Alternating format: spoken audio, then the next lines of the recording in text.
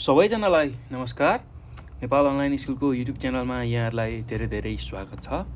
विशेष गरेर आज हामी कक्षा 9 को स्वास्थ्य तथा शारीरिक शिक्षा भन्ने जुन विषय छ त्यो विषय अन्तर्गत स्वास्थ्य शिक्षा अन्तर्गतको मानव शरीर भन्ने जुन पाठ छ, एकाइ 2 मा रहेको मानव शरीर भन्ने जुन पाठ छ त्यसको बारेमा हामी यो भिडियोमा छलफल गर्छौँ। यसको बारेमा बुझ्छौँ, सिक्छौँ, जान्छौँ। ल भाइ बहिनीहरू, अब तपाईँहरू पनि यो पाठ अथवा यो एकाइ पढ्नको लागि तयार भएर बसिसक्नुभयो होला। ल तपाईँहरूले योभन्दा अघिको पाठ, योभन्दा अघिको भिडियोमा सिकिसक्नु भएको छ, बुझिसक्नु भएको छ र यदि हेर्नुभएको छैन, त्यो भिडियोलाई बुझ्नु भएको छैन भने त्यसलाई नेपाल अनलाइन स्कुलको युट्युब च्यानलमा गएर स्वास्थ्य तथा शारीरिक शिक्षा कक्षा 9 टाइप गरेर योभन्दा अघिको पाठ अथवा एकाइलाई पढ्न सक्नुहुन्छ है त। ल भाइ बहिनीहरू, अब हामी यो एकाइको बारेमा चर्चा गरौँ र तपाईँहरू पनि आफ्नो कपी कलम लिएर अगाडि बस्नु होला यो एकाइलाई पढ्नको लागि। ल अब मानव शरीर, आज हामीले पढ्ने एकाइ छ मानव शरीर, जसलाई हामी अङ्ग्रेजीमा ह्युमन बडी भनेर भन्छौँ है त। ल अब के हो त्यो मानव शरीर, त्यसको बारेमा चर्चा गरौँ। ल हाम्रो एउटा शरीर छ भाइ बहिनीहरू, तपाईँहरूको हाम्रो सबै मान्छेको शरीरको बारेमा हामी अध्ययन गर्ने हो, त्यसैलाई अब मानव शरीर भन्छौँ। अब कसरी बनेको हुन्छ त्यो मानव शरीर? यो मानव शरीरमा हाम्रो अब तपाईँहरूले देख्न सक्नुहुन्छ हाड छ, मासु छ, त्यसै गरी अन्य विभिन्न चिजहरू छन्, विभिन्न अङ्गहरू छ हो। अब यसमध्येमा पनि भाइ बहिनीहरू हाम्रो शरीरको सबैभन्दा सानो एकाइको बारेमा चर्चा गरौँ है त। सुरुमा हाम्रो शरीरको सबैभन्दा सानो एकाइ भनेको कोष हो। ल कोष, यो कुरा बुझ्नुहोस् है, हाम्रो शरीरको सबैभन्दा सानो एकाइ भनेको कोष हुन्छ। अब त्यो कोषहरू मिल्यो भने तन्तु बन्छ, त्यसले तन्तु बन्छ र त्यो तन्तुहरू मिलेर फेरि अङ्ग बन्छ। जस्तै कि हाम्रो शरीरको हात, गोडा, नाक, मुख हो, यो चाहिँ अङ्ग हो। यो अङ्ग बन्नलाई तन्तुहरू मिल्नुपर्ने रहेछ र तन्तुहरू बन्नलाई कोषहरू मिल्नुपर्ने रहेछ। सबैभन्दा सानो एकाइ कोष रहेछ, त्यसपछि तन्तु, अङ्ग, र यो अङ्गहरू, विभिन्न अङ्गहरूले एउटा सङ्गठित रूपमा एउटा प्रणालीको विकास गर्छ। प्रणाली, ल त्यो प्रणालीको सङ्गठित रूप नै मानव शरीर हो। मानव शरीर, ल हेर्नुहोस् त कति सजिलो कुरा रहेछ र बुझ्नुपर्ने कुरा रहेछ। हाम्रो शरीर बन्नको लागि सबैभन्दा सानो चिज भनेको कोष हुने रहेछ र कोषहरू समग्र रूपमा कोषहरू मिल्दै जाँदाखेरि त्यसले तन्तु बनाउने रहेछ र त्यो तन्तुहरू मिल्दै गएमा अङ्ग, विभिन्न हात, गोडा, त्यसै गरी मुख, नाक, कान हो, यस्तो खालको अङ्ग बनाउने रहेछ र त्यही अङ्गहरूको समष्टिगत रूपबाट एउटा प्रणालीको विकास हुने रहेछ र त्यो प्रणाली, त्यस्तै खालको प्रणाली, समग्र रूपको प्रणाली अथवा सङ्गठित रूपको जुन प्रणाली छ त्यसले चाहिँ मानव शरीरको निर्माण गर्ने रहेछ।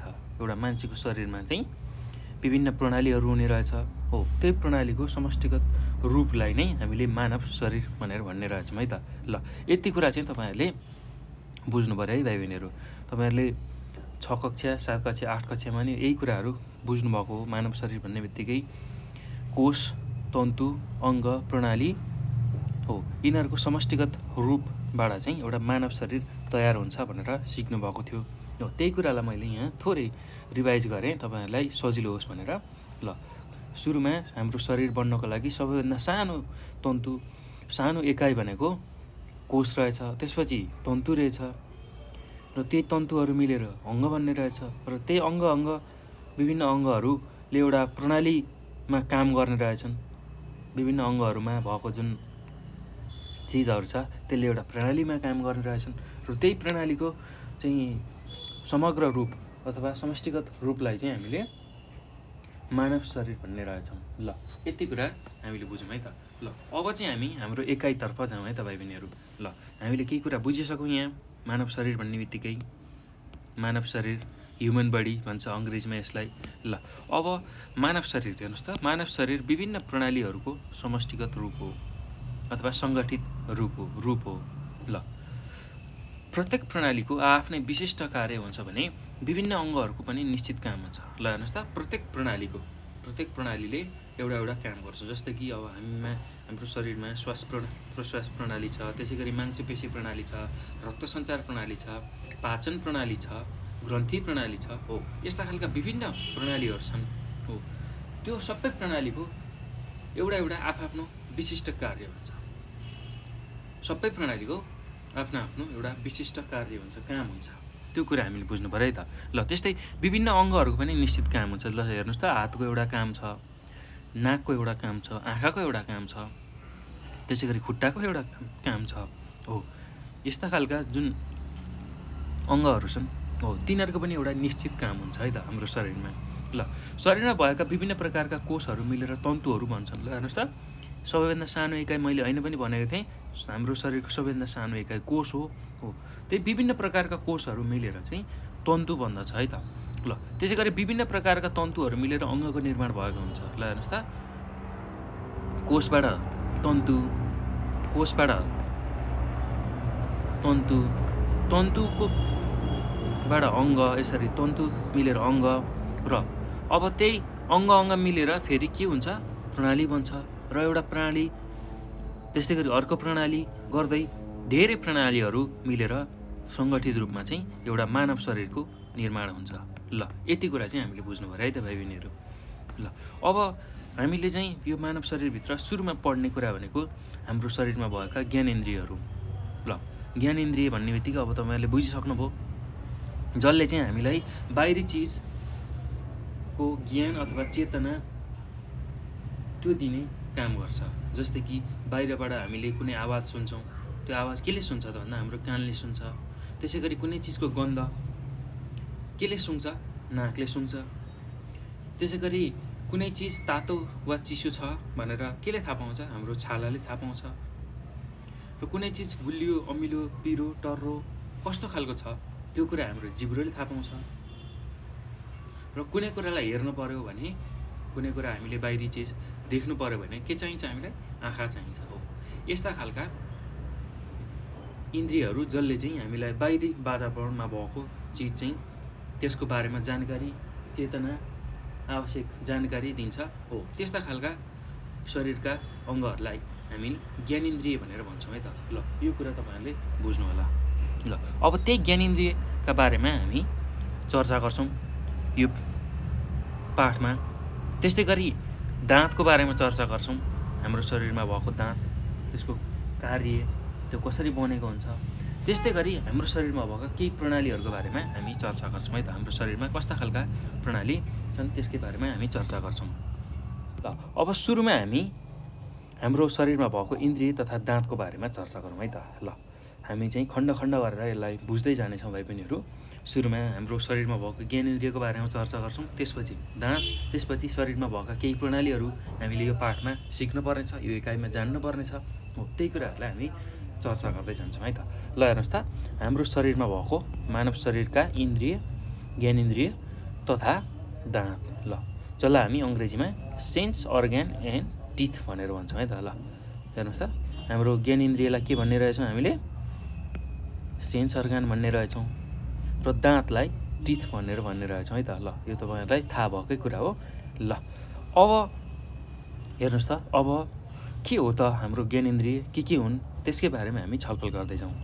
ल मानव शरीरमा छाला, रौँ, नङ र पसिना ग्रन्थि जस्ता भागहरू समेटेको प्रणालीलाई इन्टेगुमेन्टरी प्रणाली भनिन्छ। ल हेर्नुहोस् त, मानव शरीरको छाला, त्यसै गरी रौँ, नङ र पसिना ग्रन्थि जुन छ, हो त्यो समेटेको जुन भागहरू छ त्यसलाई हामी, त्यस्तो खालको प्रणालीलाई हामी इन्टेगुमेन्टरी प्रणाली भनेर भन्ने रहेछौँ। ल त्यो कुरा हामीले बुझौँ है त। हाम्रो शरीरमा भएका नाक, कान, छाला, जिब्रो र आँखाहरूलाई ज्ञानेन्द्रिय भन्दछन्। ल हेर्नुहोस् त, ज्ञानेन्द्रिय भन्ने बित्तिकै के पर्यो, नाक, कान, छाला, जिब्रो र आँखा पर्यो है त। त्यो कुरा हामीले बुझ्नु पर्यो। अब तिनीहरूले के गर्छन् भन्दाखेरि हाम्रो शरीरमा सुँघ्ने, नाकले के गर्छ भाइ बहिनीहरू, नाकले सुँघ्ने काम गर्छ। त्यसै गरी कानले के काम गर्छ, कानले सुन्ने काम गर्छ। त्यसै गरी छालाले के काम गर्छ भाइ बहिनीहरू, ल छालाले छोएको थाहा पाउने, कुनै पनि चिजको छोएको थाहा पाउने। त्यस्तै गरी जिब्रोले स्वाद थाहा पाउँछ। त्यस्तै गरेर भाइ बहिनीहरू आँखाले हेर्ने जस्ता सचेतनाका कार्यहरू गर्न हामीलाई मद्दत गर्छ। ल यस्तो खालको कार्यहरू हामीलाई गर्न मद्दत गर्छ। ल अब चाहिँ हामीले बुझिसक्यौँ हाम्रो ज्ञानेन्द्रियमा के पर्ने रहेछ। नाक, कान, छाला, जिब्रो, आँखा। तिनीहरूले आफ्नो एउटा विशिष्ट काम गर्ने रहेछन्। अब तिनीहरूकै विस्तृत रूपमा हामीले चाहिँ त्यसको बारेमा, त्यसको कस्तो हुन्छ बनावट र त्यसको कार्य के हो, त्यसको बारेमा चाहिँ छलफल गरौँ है त। ल अब पहिलो छ नाक। ल हेर्नुहोस् त, पहिलो छ नाक। ल पहिलो छ नाक। ल नोज। ल हेर्नुहोस् त, अब यहाँ तपाईँहरूले आफ्नो अनुहार ऐनामा हेर्दा पनि देख्नुहुन्छ नाकको यो यहाँ चित्रमा पनि देखाएको छ कसरी के हुन्छ। अब विशेष गरेर हामीले यसमा बुझ्नै पर्ने, अब नाक भन्ने बित्तिकै एउटा ज्ञानेन्द्रियको एउटा अङ्ग हो, 5वटा ज्ञानेन्द्रियमा मध्ये एउटा हो।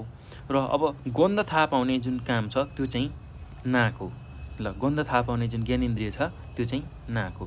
त्यो कुरा हामीले बुझ्नु पऱ्यो है त। ल तपाईँहरूले आफ्नो ऐनामा नाकलाई हेर्न सक्नुहुन्छ, त्यसको बनावटलाई हेर्न सक्नुहुन्छ, कस्तो देखिन्छ हो।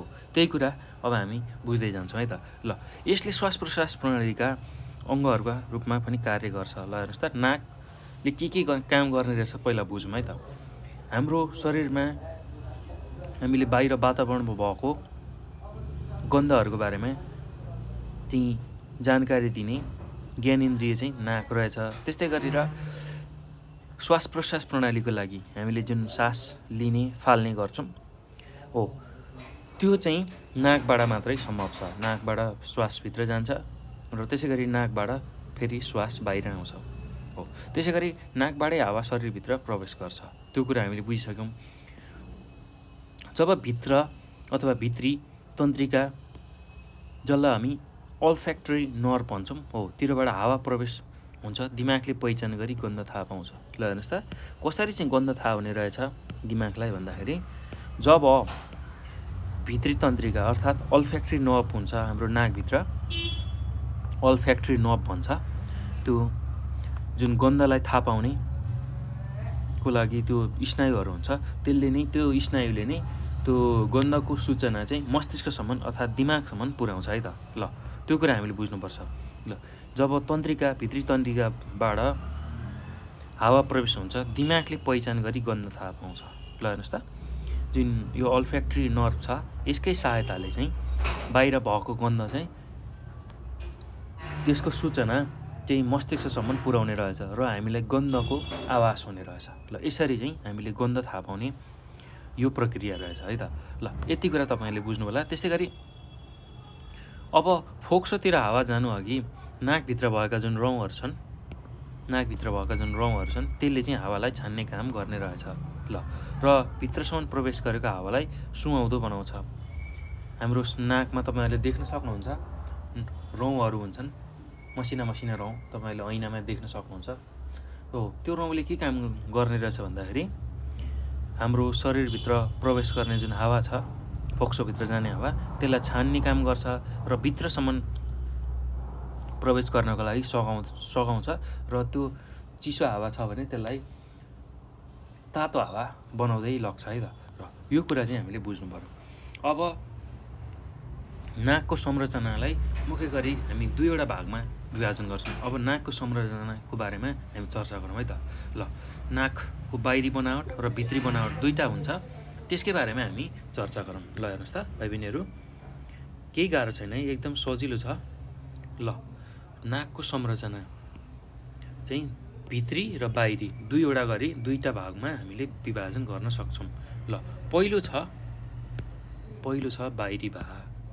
ल बाहिरी भागलाई, अब बाहिरी भाग भन्ने बित्तिकै हामीले बुझिसक्यौँ बाहिरबाटै प्रष्ट देखिने, र तपाईँहरूले देख्न सक्नुहुन्छ अथवा छामेर पनि थाहा पाउन सक्नुहुन्छ बाहिरी नाकको यो जुन बाहिरी देखिने चिज छ हो, त्यसलाई हामी बाहिरी भाग भन्छौँ। ल ऐनामा हेरेर यसलाई सजिलै बुझ्न सक्नुहुन्छ। हेर्नुहोस् है त, अब नाकको बाहिरी भाग के हुने रहेछ भन्दा नाकको बाहिरी भागको बनावट दुईवटा प्वालसहित स्पष्ट देखिने अङ्ग हो। ल हेर्नुहोस् त, बाहिरी भागमा हेर्दाखेरि कस्तो देखिन्छ भन्दा दुईवटा प्वाल हुन्छन् हाम्रो नाकमा हो, त्यो कुरा देखिन्छ है त। नाकको बाहिरी भागलाई केही मांसपेशीसहित एउटा पातलो छालाले ढाकेको हुन्छ। ल हेर्नुहोस् त, हाम्रो नाकको बाहिरी भागलाई चाहिँ केही मांसपेशी, केही मासुसहित केही पातलो छालाले चाहिँ ढाकेको हुन्छ। र नाकमा हेर्नुहोस् त, एउटा हड्डी हुन्छ बिचमा, दुईवटा प्वालको बिचमा हड्डी हुन्छ हो, त्यो कुरा पनि हामीले देख्न सक्छौँ है त। अनि त्यसको अब भित्री भागको बारेमा चर्चा गरौँ। ल, बाहिरी भागमा हामीले देखिने चिज भनेको यति नै हो, दुईवटा प्वाल देख्छौँ, त्यसै गरी मांसपेशी, छाला र यसो माथि उठेको भाग, हड्डी जस्तो भाग देख्छौँ है त। ल, अब भित्री भागमा चाहिँ के हुन्छ त, त्यसकै बारेमा छलफल गरौँ। ल, भित्री भाग जसलाई हामी इन्टेरियर पार्ट भन्छौँ, बाहिरी भागलाई अङ्ग्रेजीमा एक्सटेरियर पार्ट भन्छौँ भने भित्री भागलाई इन्टेरियर पार्ट भन्छौँ। ल, अब यही इन्टेरियर पार्ट अथवा भित्री भागको बारेमा बुझौँ है त। ल हेर्नुहोस् त, नाकको भित्री भागमा रौँहरू रहेका हुन्छन्। ल, तपाईँहरूले सिधै छामेर पनि थाहा पाउन सक्नुहुन्छ, नाकभित्र, नाकको प्वालभित्र रौँहरू हुन्छन्। त्यसै गरी ऐनामा हेरेर पनि थाहा पाउन सक्नुहुन्छ, नाकको भित्री भागमा रौँहरू हुन्छन्।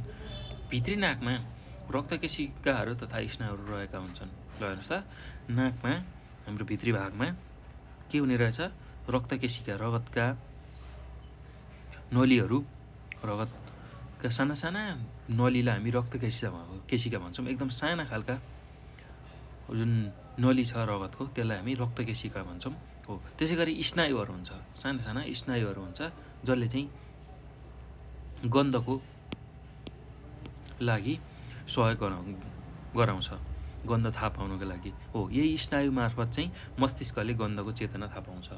ल, जुन यो स्नायु छ हो, त्यही स्नायुले चाहिँ मस्तिष्कलाई गन्धको चेतना पुर्याउँछ है त। ल, त्यही भएर चाहिँ हामीलाई गन्ध थाहा हुन्छ, यो कुरा हामीले बुझ्नु पऱ्यो। अब हेर्नुहोस् त, नाकमा कस्तो खालको समस्याहरू देखा पर्न सक्छन्।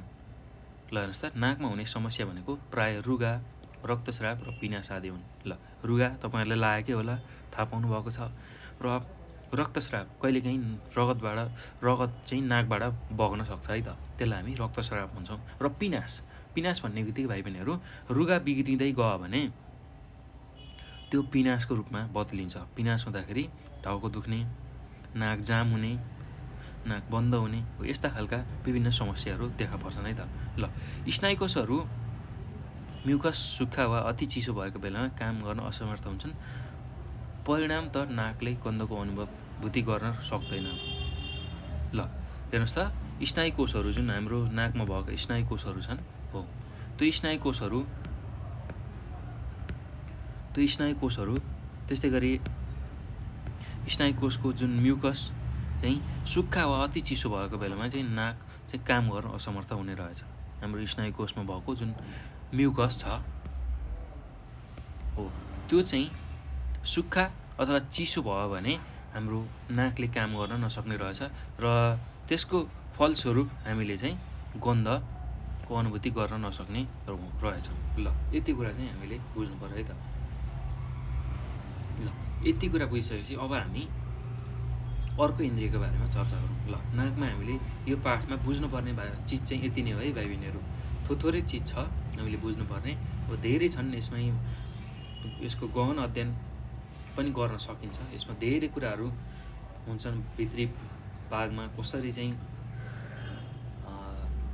हावाभित्र जान्छ, कसरी चाहिँ त्यहाँ त्यो स्नायुसम्म पुग्छ नाकमा भएको, त्योबाट कसरी मस्तिष्कसम्म पुग्छ, यसको लामो छ प्रक्रिया। तर पनि हामीले यो पाठमा चाहिँ थोरै कुराहरू यसको बारेमा जानकारी लिनुपर्ने हुन्छ र हाम्रो पाठमा एकाइमा थोरै कुराहरू मात्रै राखिएको छ र त्यसैले हाम्रो पाठमा जति कुराहरू छन् त्यति कुराहरू मात्रै हामी बुझ्दै जाउँ, किनभने योभन्दा माथिल्ला कक्षाहरूमा हामीले धेरै कुराहरू पढ्नुपर्ने हुन्छ, सिक्नुपर्ने हुन्छ र अहिले चाहिँ हाम्रो यो पाठ्यक्रममा चाहिँ थोरै कुराहरू राखिएको छ, त्यही कुरालाई हामी बुझ्दै जाउँ, सिक्दै जाउँ है त। ल भाइ बहिनीहरू, अब हेर्नुहोस् त, अर्को हाम्रो ज्ञानेन्द्रिय छ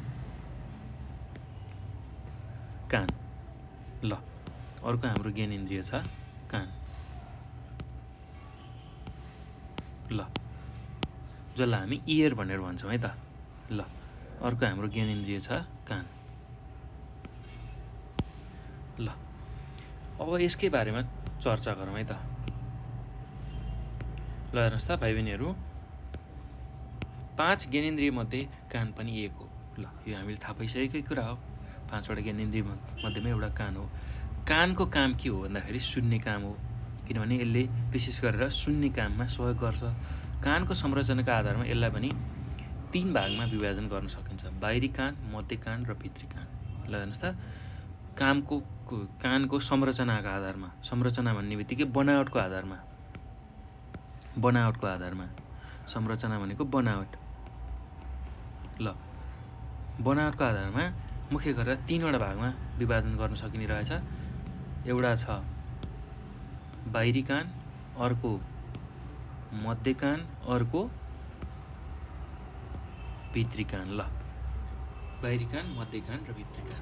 ल हेर्नुहोस् त, अब यहाँ चित्रमा पनि तपाईँहरूले देख्न सक्नुहुन्छ कुन कुन रहेछ। त्यसलाई चित्रबाट पहिला हेरौँ है त। हाम्रो कानभित्र चाहिँ कस्तो हुने रहेछ। र तपाईँहरूले त बाहिरी कान मात्र देख्नुहुन्छ, यति कान मात्रै देख्नुहुन्छ भाइ बहिनीहरू। यो बाहिरी कान हो, यति मात्रै यहाँ बाहिर जुन देख्नुहुन्छ अथवा छामेर थाहा पाउन सक्नुहुन्छ, यो चाहिँ बाहिरी कान हो है भाइ बहिनीहरू।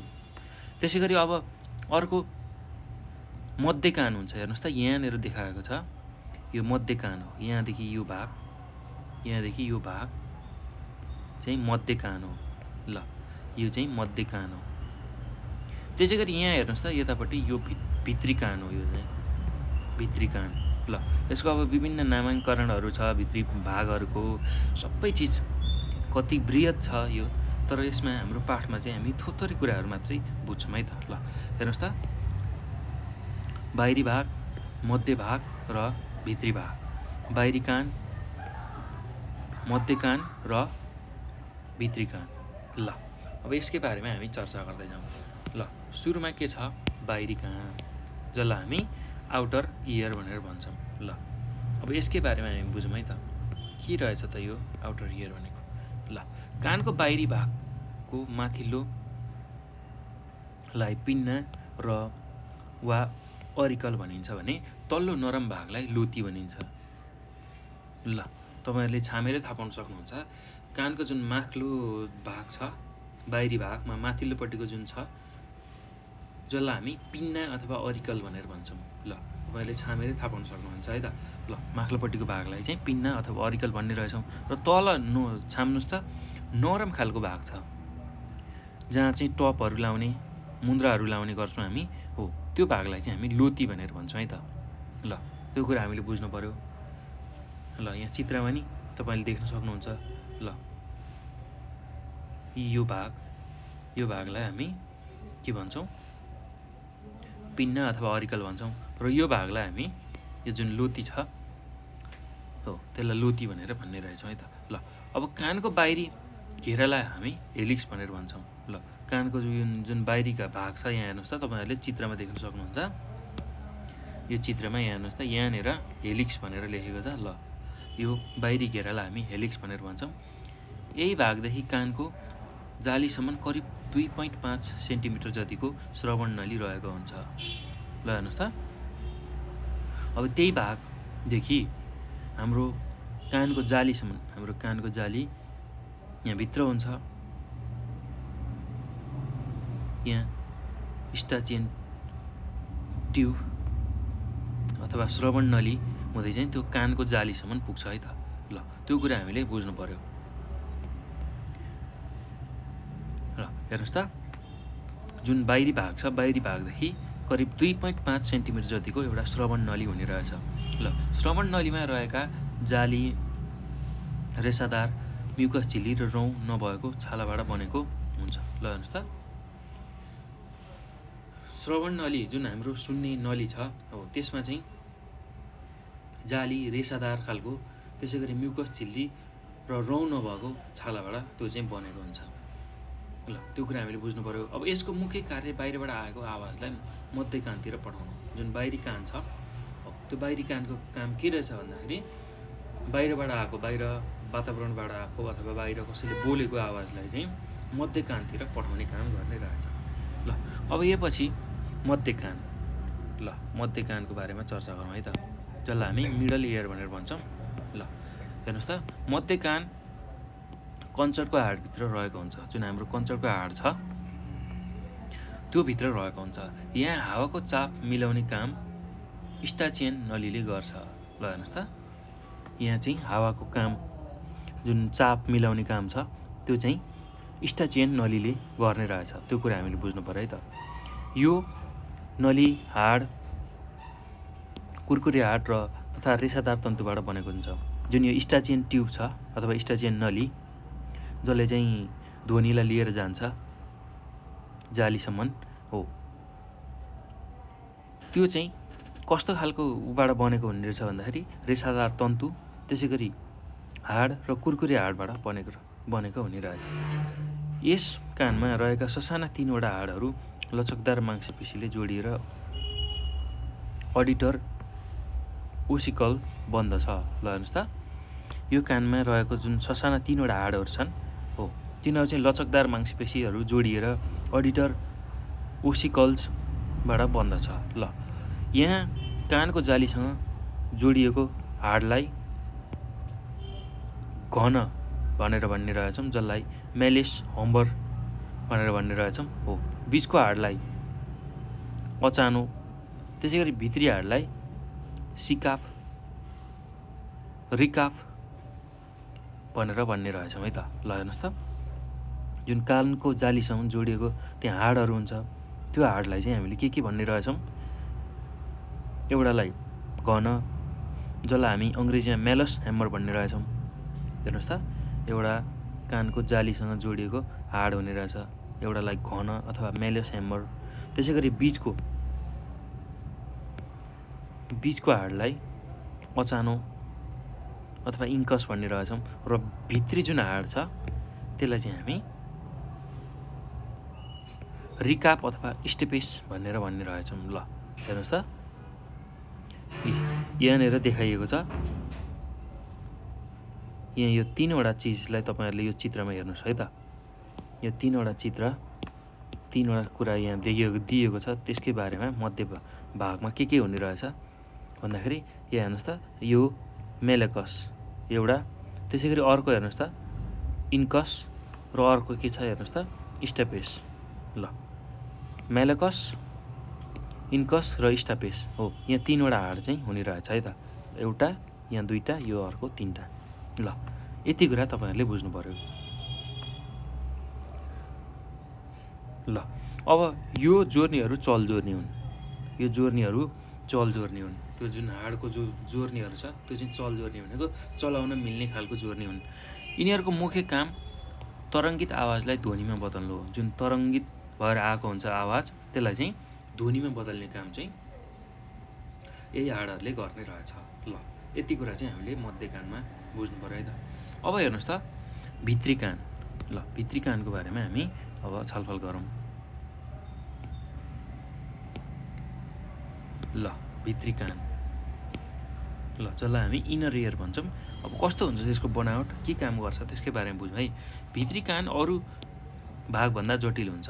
ल हेर्नुहोस् त, हाम्रो जुन भित्री कान छ त्यो चाहिँ अरू भागभन्दा जटिल हुन्छ।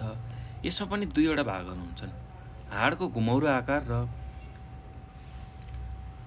भिल्लीको घुमौरो आकार।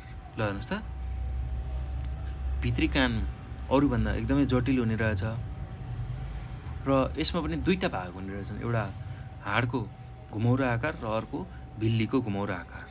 ल यी घुमौरो आकारभित्र रहेको 3 प्रकारका भागहरूमध्ये कक्लियाले श्रोमोडको काम गर्छ। ल हेर्नुहोस् त, यसै गरी अर्धबाटुला नलीहरू र भेस्टिबुलले शारीरिक सन्तुलन गर्ने काम गर्दछ। ल हेर्नुहोस् त, अब भित्री कानमा चाहिँ हामीले के कुराहरू बुझ्नु पर्यो। मुख्य भनेको यो चाहिँ अरू कानभन्दा अलिकति जटिल खालको हुने रहेछ, एकदम जटिल खालको। र त्यस्तै गरी यसमा पनि 2टा भाग हुने रहेछन्, एउटा घुमौरो हाड आकारको र अर्को भिल्लीको घुमौरो आकार। ल अब यो घुमौरो आकारभित्र पनि फेरि 3 प्रकारका भागहरू हुने रहेछन्। ल हेर्नुहोस् त, अब यसको बारेमा यहाँ चित्रमा पनि तपाईँहरूले देख्न सक्नुहुन्छ। ल 3 प्रकारको भागहरूमध्ये कसले चाहिँ सुन्ने काम गर्ने रहेछ भन्दाखेरि कक्लियाले। ल कक्लिया हेर्नुहोस् त, कक्लिया हो। यहाँ चित्रमा तपाईँहरूले देख्न सक्नुहुन्छ है त। ल हेर्नुहोस् त, यहाँ यो चाहिँ हाम्रो भित्री कान भयो। भित्री कानमा हेर्नुहोस् त कक्लिया भनेको यहाँनिर छ हेर्नुहोस् त, यो हो। यसले चाहिँ सुन्ने काम गर्ने रहेछ। यसमा पनि 3वटा हाडहरूको अथवा ऊ हुने रहेछ। ल त्यसमा मध्ये कक्लियाले चाहिँ सुन्ने काम गर्ने रहेछ। सबैभन्दा मुख्य कुरा भनेको त्यही हो, कक्लियाले चाहिँ सुन्ने काम गर्ने रहेछन्। ल अब अर्ध बाटुला नलीहरू र भेस्टिबल पनि हुन्छन्, त्यसले चाहिँ हाम्रो शरीरलाई सन्तुलन गर्ने काम गर्ने रहेछ। ल यति कुरा चाहिँ हामीले सम्झनु पर्यो है भाइ बहिनीहरू। ल यो कुराहरू बुझ्ने र सम्झने कुराहरू छन् भाइ बहिनीहरू। यसलाई कपीमा लेख्दै चाहिँ तपाईँहरूले बुदागत रूपमा कपीमा लेखेर राख्नुभयो भने अझ सम्झिन तपाईँहरूलाई सजिलो हुन्छ र लेखेरै अभ्यास गर्नु लागि सम्झिनै पर्ने कुराहरू छन् यो भित्र। किनभने यो अब धेरै कुराहरू यो जुन मानव शरीरभित्र हामी पढ्छौँ त्यहाँ चाहिँ के हुन्छ भन्दाखेरि धेरै नयाँ शब्दहरू हामीले याद गर्नुपर्ने हुन्छ हो। त्यो भएको हुनाले अब यो शब्दहरूलाई तपाईँहरूले याद गर्नै पर्छ। यसको कुनै विकल्प छैन। बुझेर यसको हामीले बुझ्न सक्छौँ, प्रक्रिया बुझ्न सक्छौँ, तर नाम त याद गर्नै पर्छ। त्यसैले तपाईँहरूले यो नामहरू याद गर्नु होला, कसले के काम गर्छ त्यो पनि याद गर्नु होला है त। ल अब यो पछि हामीले अब कानको बारेमा यति नै चर्चा गर्छौँ। यो पछि आँखाको बारेमा अर्को हाम्रो ज्ञानेन्द्रिय छ आँखा। ल आँखाको बारेमा हामी अब बुझ्छौँ है त। ल आँखा जसलाई हामी अङ्ग्रेजीमा आई भनेर भन्छौँ। ल अब यही ज्ञानेन्द्रियको बारेमा चर्चा गरौँ है त। ल हेर्नुहोस् त, आँखा दृष्टिका लागि महत्त्वपूर्ण अङ्ग मानिन्छ। ल हेर्नुहोस् त, आँखाको काम के रहेछ? दृष्टि अर्थात् हेर्ने काम रहेछ। ल अनुहारमा निधारमुनि 2वटा आँखा हाडको खोपिल्टोभित्र बोसोमाथि रहेका हुन्छन्। ल हेर्नुहोस् त, तपाईँहरूले अब ऐना हेर्दा थाहा पाइहाल्नुहुन्छ, आँखा देख्न सक्नुहुन्छ। कहाँनिर हुन्छ भन्दा हाम्रो जुन निधारभन्दा मुनि 2टा जुन हाडहरूको खोपिल्टोभित्र चाहिँ बोसोमाथि आँखा रहेको हुन्छ। ल त्यो कुरा बुझ्नु होला है। आँखाको सहयोगी अङ्गहरू हुन् आँखी भाउ, आँखाको ढकनी, परेला, अश्रुग्रन्थी र कन्जङ्टिभा हुन्। ल हेर्नुहोस् त, आँखाको सहयोगी अङ्गहरू जुन आँखा हाम्रो जुन गोलो यस्तो देख्नुहुन्छ, यो मात्र होइन। आँखा भन्ने बित्तिकै अब त्यहाँ भएको आँखी भाउ त्यो चाहिँ सहयोगी छ, माथिल्लोपट्टिको आँखी भाउ। त्यसै गरी आँखाको ढकनी छ, त्यसै गरी आँखाको परेला छ, त्यसै गरी अश्रुग्रन्थी छ, त्यहाँ आँसु आउने ग्रन्थी छ, र कन्जङ्टिभा छ त्यहाँ। त्यो कुरा हामीले बुझ्नु पर्यो है त। ल भाइ बहिनीहरू, अब यो कन्जङ्टिभा भनेको के हो जस्तो लाग्न सक्छ तपाईँहरूलाई, र अश्रुग्रन्थी भनेको त बुझिसक्नुभयो, आँसुको ग्रन्थी। र कन्जङ्टिभा भनेको चाहिँ जुन तपाईँहरूले तल्लो ढकनी छ नि आँखाको हो, त्यसको भित्री भागलाई हेर्नुभयो भने त्यसलाई चाहिँ हामी कन्जङ्टिभा भनेर भन्छौँ है। ल त्यो कुरा तपाईँहरूले बुझ्नु होला। जुन हाम्रो आँखाको तल्लोपट्टिको ढकनी छ हो, त्यो ढकनीलाई यसरी पल्टाएर हेर्नुभयो भने यहाँ रातो रातो देख्न सक्नुहुन्छ है त भित्रपट्टि हो, त्यसलाई हामी कन्जङ्टिभा भनेर भन्छौँ। ल त्यो कुरा बुझ्नु होला। अब आँखालाई पनि संरचनाको आधारमा, यसको बनावटको आधारमा 3वटा तहमा विभाजन गरेको छ। पहिलो छ बाहिरी तह, अर्को मध्य तह र भित्री तह। ल हेर्नुहोस् त, बाहिरी तह, मध्य तह र भित्री तह। आँखालाई पनि बनावटको आधारमा, संरचनाको आधारमा 3टा तहमा विभाजन गरेको छ, बाहिरी तह, मध्य तह र भित्री तह। ल अब हामी बाहिरी तहको बारेमा सुरुमा चर्चा गरौँ है त। बाहिरी तहको बारेमा चर्चा गरौँ। ल बाहिरी तह जसलाई हामी आउटर लेयर भनेर भन्छौँ। ल अब तपाईँहरूलाई थाहा नै छ, तपाईँहरूले देख्न सक्नुहुन्छ ऐनामा आफ्नै आँखालाई। बाहिरी तह भन्ने बित्तिकै बाहिरी तह रेसादार तन्तुले बनेको हुन्छ। त्यसै गरी यस तहको मुख्य काम भित्री तहलाई सुरक्षा प्रदान गर्नु हो। ल यो बाहिरी तहले के काम गर्ने रहेछ भन्दाखेरि भित्री तहलाई सुरक्षा प्रदान गर्ने रहेछ। आँखाको सेतो भागलाई श्वेत पटल भनेर भन्ने रहेछौँ। श्वेत भनेको सेतो है, पटल जसलाई अङ्ग्रेजीमा स्क्यार्लिया भनिन्छ। ल यो अपारदर्शक तह हो, यो अपारदर्शक तह हो। ल अब यो कुरा बुझ्नु पर्यो। त्यसै गरी आँखाको कालो भागलाई कर्निया भनिन्छ। ल यो पारदर्शक भाग हो। यसै भागले दृष्टि बनाउन, सूचना दृष्टिपटलसम्म केन्द्रित गर्न सहयोग गर्छ। ल हेर्नुहोस् त, जुन बाहिरी भाग छ, बाहिरी भाग तपाईँहरूले देख्न सक्नुहुन्छ ऐनामा बाहिरी भाग।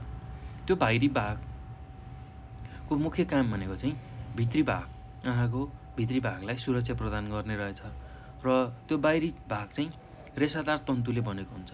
ल अनि त्यहाँ तपाईँहरूले आँखालाई हेर्दाखेरि बिचमा कालो भाग देख्नुहुन्छ, बाहिर सेतो भाग देख्नुहुन्छ है त।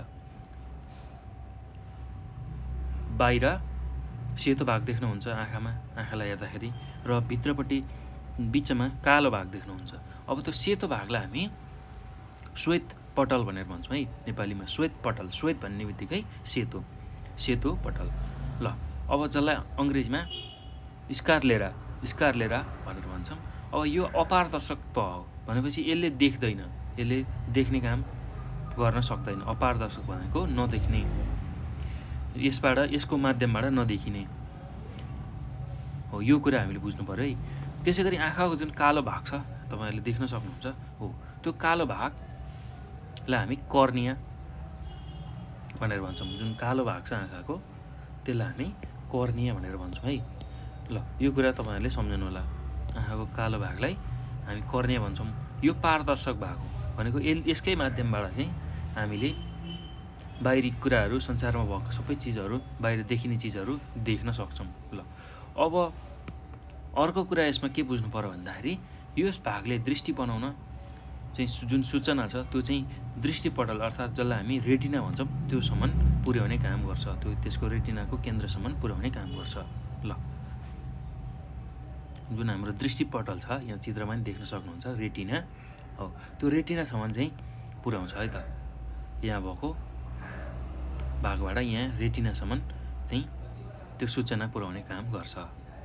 ल अब मध्य भाग हेर्नुहोस् त, हामी संरचना अथवा बनावटको आधारमा 3वटा भाग हुन्छ भनेका थियौँ आँखाको। अब त्यसमा हामी मध्य तहको बारेमा चर्चा गर्छौँ। ल हेर्नुहोस् त, मध्य तह जसलाई हामी मिडल लेयर भनेर भन्छौँ अङ्ग्रेजीमा। ल त्यसकै बारेमा हामी बुझौँ है त। ल अब मध्य तहलाई के भन्छौँ भन्दा हामी कोरोइड तह भनेर पनि भन्छौँ है त। ल यो कालो खैरो रङको हुन्छ। ल हेर्नुहोस् त, यो कोरोइड तह पनि हो भन्ने रहेछ मध्य तहलाई, जुन चाहिँ कालो खैरो रङको हुने रहेछ। यो रक्तनली र जोड्ने तन्तुबाट बनेको हुन्छ।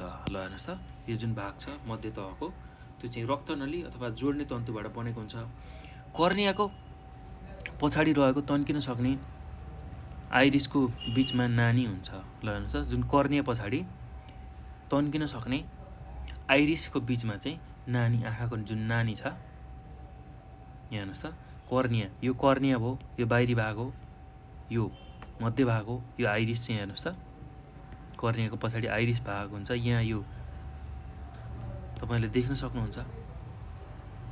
ल अब त्यही कुरा हामी यहाँ बुझिरहेछौँ। ल हेर्नुहोस् त, कर्नियाको पछाडि रहेको तन्किन सक्ने जुन आइरिसको भागमा चाहिँ नानी हुन्छ, प्युपिल भन्छौँ हामी त्यसलाई, नानी हुन्छ। यहाँबाट प्रकाश छिरेर रेटिनासम्म पुग्छ। कर्निया र लेन्सको बिचमा रहेको झोल पदार्थलाई एक्वास द्रव्य अथवा लिक्विड भनेर भन्छौँ है त। ल यसले लेन्सलाई भिजाएर राख्न मद्दत गर्छ। ल हेर्नुहोस् त, कर्निया र लेन्सको बिचमा चाहिँ एक किसिमको झोल पदार्थ हुन्छ जसलाई हामी एक्वास लिक्विड भनेर भन्छौँ। र जुन आँखाको नानी छ, प्युपिल छ, त्योबाट चाहिँ आँखाभित्र चाहिँ प्रकाश छिरेर रेटिनासम्म पुग्छ। ल अब यही कुरा चित्रमा हेरौँ है त। जुन आँखाको प्युपिल छ यहाँ हेर्नुहोस् त, यो नानी हो, यहाँबाट चाहिँ प्रकाश छिर्छ, यहाँबाट प्रकाश छिर्छ, यो प्युपिलबाट यहाँबाट प्रकाश छिरेर चाहिँ आँखाको यो जुन रेटिना छ हो, यो रेटिनासम्म चाहिँ आँखाको प्रकाश पुग्छ है त। आँखाको प्रकाश पुग्छ। यहाँ हेर्नुहोस् त, यहाँ नर्भ्सहरू छ हो, यहाँ जुन पुगेको प्रकाश छ यही नर्भ्सले चाहिँ, यही स्नायुले चाहिँ यसलाई मस्तिष्कसम्म लिएर जान्छ। मस्तिष्कका रेसाहरू यहाँसम्म जोडिएका हुन्छन् र यहाँ आएको जुन प्रकाश छिरेर रेटिनासम्म पुगेको छ त्यसलाई चाहिँ स्नायुहरूले मस्तिष्कमा लिएर जान्छ र हामीले केही कुराहरू देख्छौँ है त। ल यो कुरा हामीले बुझ्नु पऱ्यो। ल अब यति कुरा हामीले बुझ्यौँ है त। अब यहाँ जुन कर्निया र लेन्स बिचमा एक्वास लिक्विड हुन्छ, जुन यो कर्निया छ र यहाँ यो लेन्स छ, यो कर्निया र यो लेन्स छ, यो कर्निया यो र यो लेन्स। ल यसलाई चित्रमा फेरि राम्रोसँग हेर्नुहोस् त। त्यसमा चाहिँ एक्वास लिक्विड हुन्छ। एक्वास लिक्विडले चाहिँ के काम गर्छ भन्दाखेरि यो जुन लेन्स छ त्यसलाई चाहिँ यो कर्निया र यो लेन्स छ हो, यो बिचमा चाहिँ एक्वास लिक्विड हुन्छ अथवा झोल हुन्छ, एक्वास भन्ने झोल। त्यसले चाहिँ के गर्छ भन्दाखेरि आँखालाई रसिलो बनाइराख्छ, सुक्खा हुन दिँदैन। ल यो कुरा हामीले बुझ्नु पऱ्यो है त। ल अब त्यसपछि आँखाको भित्री तह, आँखाको भित्री तह। ल आँखाको भित्री तह जसलाई हामी इनर लेयर भन्छौँ। अब यसमा के हुन्छ हेरौँ है त। हेर्नुहोस् त, मध्य तहको भित्रपट्टि अवस्थित पातलो तथा पारदर्शक तहलाई दृष्टिपटल भनिन्छ। ल हेर्नुहोस् त, रेटिना हामीले यहाँ चित्रमा देखिसकेका छौँ। मध्य तहभन्दा भित्र चाहिँ एउटा पातलो यहाँ रेटिना तपाईँले देख्न सक्नुहुन्छ आँखामा। हाम्रो आँखा यस्तो हुन्छ है, भित्री भाग हेर्दैछौँ हामी। र अब त्यसमै चाहिँ एउटा रेटिना हुन्छ।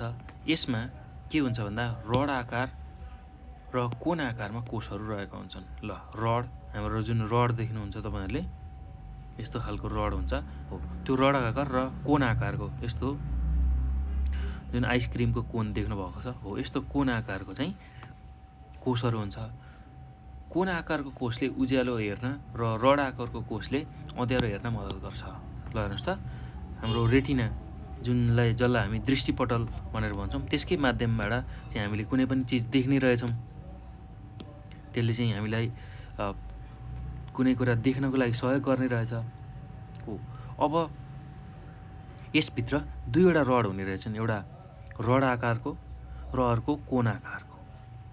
यस्तो खालको कोन आकारको रड हुने रहेछ र यो कोन आकारको जुन कोष छ हो, यो कोषले चाहिँ के गर्ने रहेछ भन्दा उज्यालो हेर्नको लागि सहयोग गर्ने रहेछ भने रड आकारको कोषले चाहिँ अँध्यारोलाई हेर्न मद्दत गर्ने रहेछ। हामीले कुनै पनि वस्तु तस्बिर देख्न दृष्टिपटलमा प्रकाश परेपछि ती कोषहरू उत्तेजित भई नाडी प्रेरणा मस्तिष्कसम्म पुग्नुपर्छ। ल हेर्नुहोस् त, कुनै पनि चिज हामीले देख्नको लागि पहिला रेटिनामा गएर प्रकाश ठोकिनु पर्यो। रेटिनामा प्रकाश ठोकिसकेपछि चाहिँ अब त्यही कुरा चाहिँ जुन मस्तिष्कबाट आएका स्नायुहरू त्यहाँ जोडिएका हुन्छन् हो, त्यही स्नायुहरूको मार्फतबाट चाहिँ मस्तिष्कसम्म त्यो सूचना पुग्छ। त्यो हाम्रो अगाडिको वस्तु कस्तो छ, कत्रो आकारको छ, के छ हो, त्यो देख्नको लागि चाहिँ यसले सहयोग गर्ने रहेछ त्यसरी। ल यति कुरा चाहिँ हामीले यसमा बुझ्नु पऱ्यो है त। अब हेर्नुहोस् त, यो पछि अब हामी अर्को ज्ञानेन्द्रियको बारेमा चर्चा गरौँ है त। ल हामीले नाकको बारेमा बुझ्यौँ, त्यसै गरी कानको बारेमा बुझ्यौँ, आँखाको बारेमा बुझिसक्यौँ र अब हामी छालाको बारेमा बुझौँ है त। ल छाला, हेर्नुहोस् त, छाला जसलाई हामी अङ्ग्रेजीमा स्किन भनेर भन्छौँ। ल अब यो पनि ज्ञानेन्द्रिय मध्ये एउटा ज्ञानेन्द्रिय हो। 5वटा ज्ञानेन्द्रिय मध्ये बढी भाग ओगट्ने अङ्गका रूपमा छालालाई लिइन्छ। ल हेर्नुहोस् त, हाम्रो शरीरलाई तलदेखि माथिसम्म हेर्नुभयो भने सबै छालाले ढाकेको छ। हाम्रो यहाँभित्र भएको रगतका नसाहरू छन्, रक्तनलीहरू छन्, त्यसलाई, त्यसै गरी हाडलाई, मासुलाई, सबै चिजलाई चाहिँ बाहिरी छालाले ढाकेको छ। ल त्यो कुरा हामीले बुझ्नुपर्छ है त। अब छाला शरीरका विभिन्न भागमा आवश्यकताका आधारमा कहीँ पातलो र कहीँ बाक्लो हुन्छ। ल हेर्नुहोस् त, छालाको चाहिँ के रहेछ त, हाम्रो शरीरमा कसरी बसेको रहेछ भन्दाखेरि कहीँ पातलो कहीँ बाक्लो गरी बसेको रहेछ हाम्रो शरीरको आवश्यकता अनुसार। ल अब छालाको मुख्य काम भनेको शरीरलाई सुरक्षा दिनु हो। ल हेर्नुहोस् त, छालाको मुख्य काम भनेको शरीरलाई सुरक्षा दिनु हो।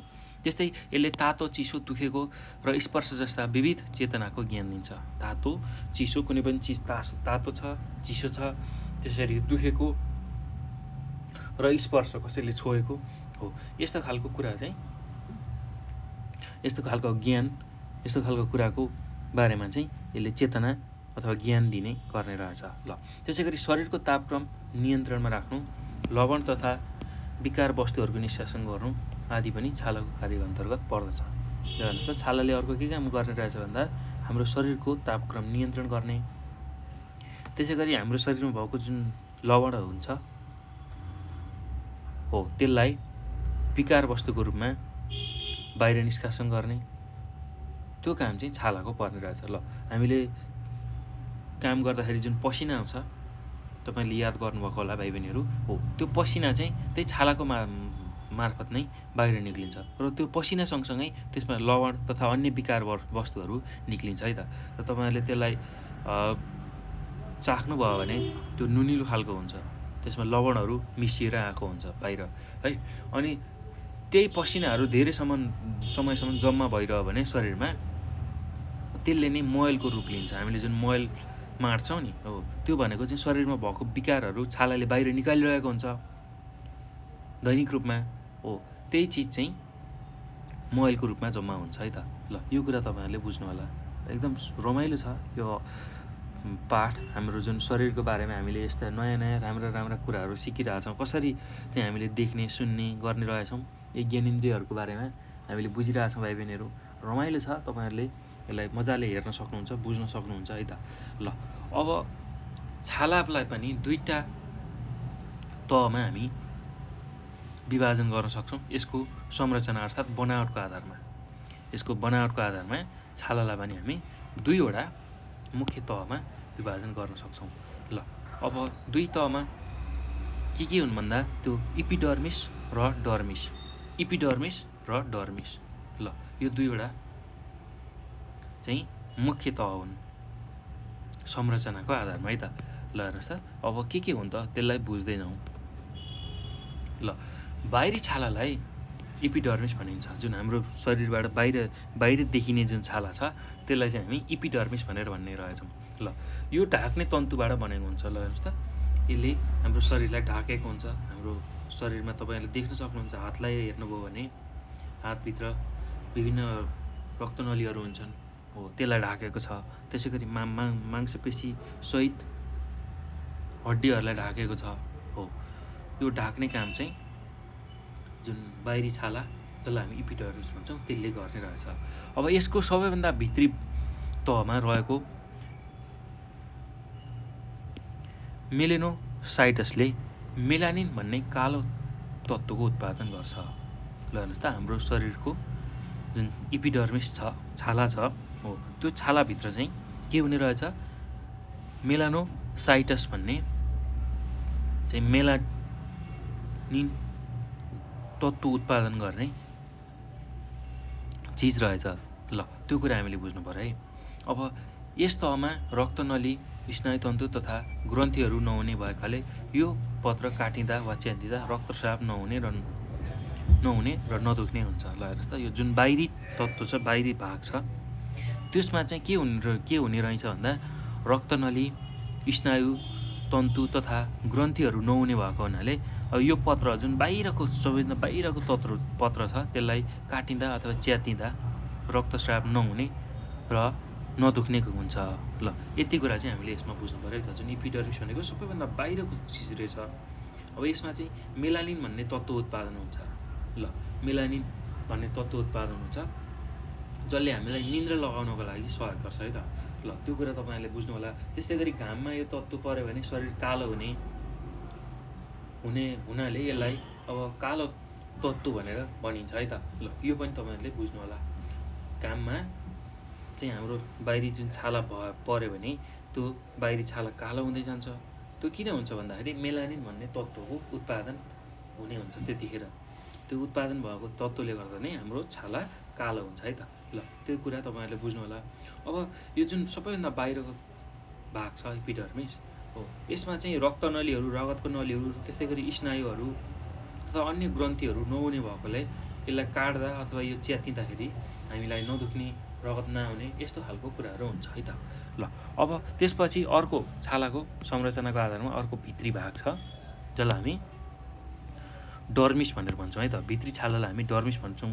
ल यो कडा तथा लचकदार तन्तुबाट बनेको हुन्छ। ल हेर्नुहोस् त, यो डर्मिस चाहिँ कडा र लचकदार तन्तुबाट बन्ने रहेछ। यसमा रक्तनली, संवेदक स्नायुका अन्तिम भाग, पसिना ग्रन्थीहरू, रौँका जरा, चिल्लोका ग्रन्थीहरू आदि रहन्छन्। ल हेर्नुहोस् त, हाम्रो जुन डर्मिस छ छालाको भित्री भाग, त्यसमा चाहिँ के रहने रहेछ भन्दा एउटा रक्तनली, रगतका नलीहरू, त्यसै गरी संवेदनशील स्नायुका अन्तिम भाग, यसको भित्रपट्टि चाहिँ स्नायुहरू आएर जोडिएका हुने रहेछन्। विभिन्न शरीरको मस्तिष्कबाट आएका स्नायुका जुन रेसाहरू छन् त्यहाँ आएर जम्मा भएको हुन्छन्। त्यसै गरी पसिना ग्रन्थीहरू हुन्छ, जुन हामीलाई पसिना निक्लिन्छ काम गर्दाखेरि, हो त्यो ग्रन्थीहरू त्यहाँ हुन्छन्। त्यस्तै गरी रौँका जरा, जुन हामीले बाहिरी रौँ देख्छौँ छालामा, हो त्यसको जरा चाहिँ कहाँ हुने रहेछ भन्दा डर्मिसमा हुने रहेछ। एपिडर्मिसमा होइन, डर्मिसमा चाहिँ हुने रहेछ। ल अब यस्ताका कारण शरीरले स्पर्श, वेदना, तातो चिसो थाहा पाउन सक्छन् भने छालालाई नरम राख्न पनि मद्दत मिलेको हुन्छ। ल हेर्नुहोस् त, यो हाम्रो जुन चेतनाको कुरा, चिसो, तातो, त्यसै गरी गर्मी, हो यस्तो खालको कुरा चाहिँ केले थाहा पाउने रहेछ भन्दा हाम्रो शरीरभित्र रहेको डर्मिसले। हाम्रो बाहिरी छालाभित्र अर्को छाला हुन्छ जसलाई हामी डर्मिस भनेर भन्छौँ। हो त्यो डर्मिसले चाहिँ तातो, चिसो यस्ता खालका संवेदनाहरूलाई थाहा पाउने रहेछ र छालालाई नरम बनाउन पनि यसले सहयोग गर्ने रहेछ। ल यति कुरा चाहिँ हामीले यसमा बुझ्नु पर्यो है त। ल अब यो पछि भाइ बहिनीहरू अब हामी जिब्रोको बारेमा चर्चा गरौँ है त। हामीले 4वटा ज्ञानेन्द्रियको बारेमा बुझिसक्यौँ। अब पाँचौँ ज्ञानेन्द्रिय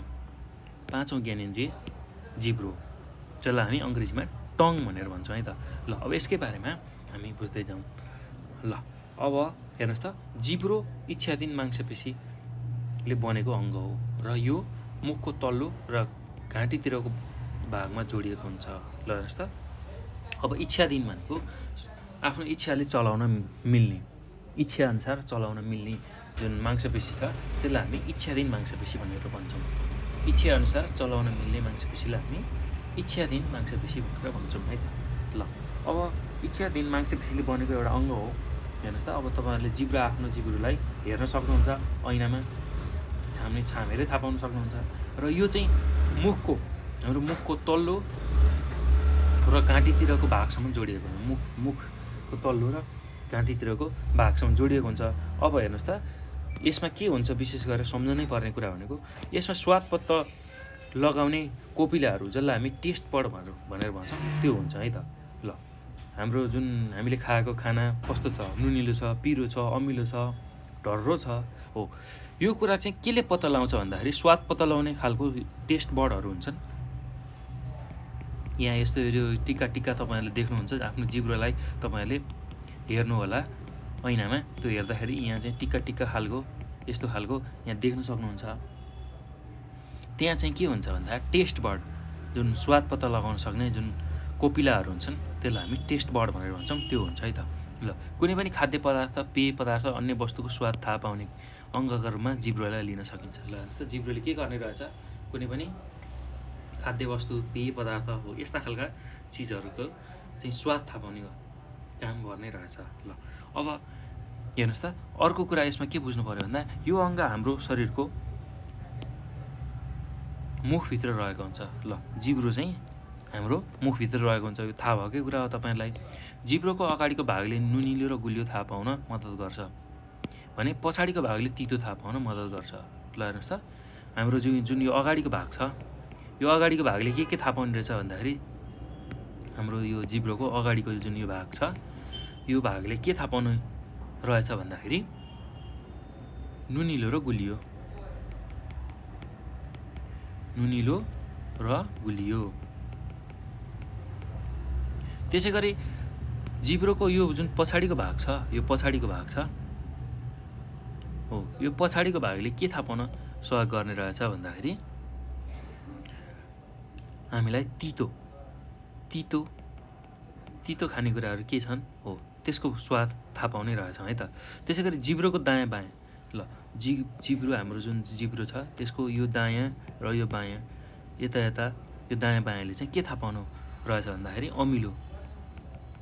अमिलो थाहा पाउने रहेछ। ल तपाईँहरूले पनि आफ्नो जिब्रोलाई हेरेर थाहा पाउन सक्नुहुन्छ। अगाडिको जुन भाग छ त्यसले नुनिलो र गुलियो, त्यसै गरी पछाडिको भागले तितो र जुन साइड अथवा भाग दायाँ बायाँको भाग हुन्छ यताको भाग त्यसले चाहिँ अमिलोको स्वाद थाहा पाउने रहेछ है त।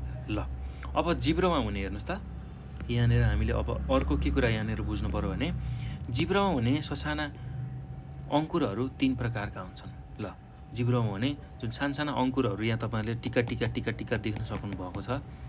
त्यसै गरी आफ्नो जिब्रोमा पनि हेर्नु होला, त्यो देख्नुहुन्छ हो। तीमध्ये भ्यालेट र फङ्गिफर्मले स्वादको अनुभूति दिन्छन्। ल हेर्नुहोस् त, यहाँ भ्यालेट कुन हो, फङ्गिफर्म कुन हो, ल त्यही कुरा हामीले बुझौँ है त। अब यो चित्रमा हेर्नुहोस् त, भ्यालेट यहाँ तपाईँहरूले देख्न सक्नुहुन्छ। हेर्नुहोस् त, यहाँ भ्यालेटको कुरा गरेको छ। ल यहाँ भ्यालेट अङ्कुर यहाँ छ, यहाँ तपाईँहरूले यो चित्रमा देख्न सक्नुहुन्छ। र फङ्गिफर्म, अर्को फङ्गिफर्म हुन्छ हो, त्यो फङ्गिफर्मले चाहिँ स्वादको अनुभूति दिलाउँछ। ल यो कुरा हामीले बुझ्नु पऱ्यो। यहाँ चित्रमा तपाईँहरूले देख्न सक्नुहुन्छ है त।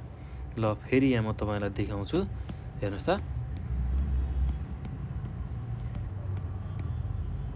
ल अब जिब्रोको जुन हामीले ससाना अङ्कुरहरू हुन्छन् त्यो 3 प्रकारका हुन्छन् भनेर भनेका छौँ। एउटा भ्यालेट, अर्को फङ्गिफर्म, अर्को फिलिफर्म हो। ल यही कुरा हामीले बुझ्नु पऱ्यो है त। ल हेर्नुहोस् त, अब भ्यालेट र फङ्गिफर्मले चाहिँ हामीलाई स्वादको अनुभूति दिलाउने रहेछ। अब भ्यालेट अङ्कुर जुन छ, साना अङ्कुरहरू, त्यो जिब्रोको पछाडि भागमा रहेको हुन्छ। ल हेर्नुहोस् त, यो जिब्रोको पछाडि भाग हो। यो जिब्रोको पछाडि भाग यहाँ चाहिँ के हुने रहेछन्, भ्यालेट हुने रहेछ। ल यहाँ चाहिँ भ्यालेट हुने रहेछ। ल यो कुरा हामीले बुझ्नु पऱ्यो। त्यसै गरी अब जिब्रोको टुप्पो र छेउमा चाहिँ जुन अङ्कुर हुन्छ त्यसलाई हामी फङ्गिफर्म भनेर भन्ने रहेछौँ। ल यो जुन टुप्पो र यो जुन दायाँ बायाँ छ त्यहाँ चाहिँ के हुने रहेछ, फङ्गिफर्म हुने रहेछ। ल फङ्गिफर्म हुने रहेछ। ल यो कुरा हामीले बुझ्नु पऱ्यो। ल जिब्रोको सबैभन्दा साना अङ्कुरहरूलाई फिलिफर्म भनेर भनिन्छ। ल हेर्नुहोस् त, फिलिफर्म अङ्कुर जिब्रोको, तपाईँहरूले जिब्रोलाई हेर्न सक्नुहुन्छ है मजाले आफ्नो ऐनामा। र फङ्गिफर्म, फिलिफर्म र भ्यालेट तपाईँहरूले सजिलै पत्ता लगाउन सक्नुहुन्छ। अब सबैभन्दा सानो अङ्कुरहरू हुन्छन्, साना त्यो थोप्ला जस्तो, टिक्का जस्तो थोप्ला सानो मासुका डल्ला जस्तो, त्यसलाई हामी अङ्कुर भन्छौँ। तपाईँहरूले जिब्रो हेर्ने बित्तिकै थाहा पाउनुहुन्छ, साना त्यो टिक्का जस्तो हो, त्यसलाई हामी अङ्कुर भन्ने रहेछौँ हो। त्यसमध्येमा ठुल्ठुला अङ्कुर जुन छन् त्यो पछाडि रहेको हुन्छ, त्यसलाई हामी भ्यालेट भन्ने रहेछौँ।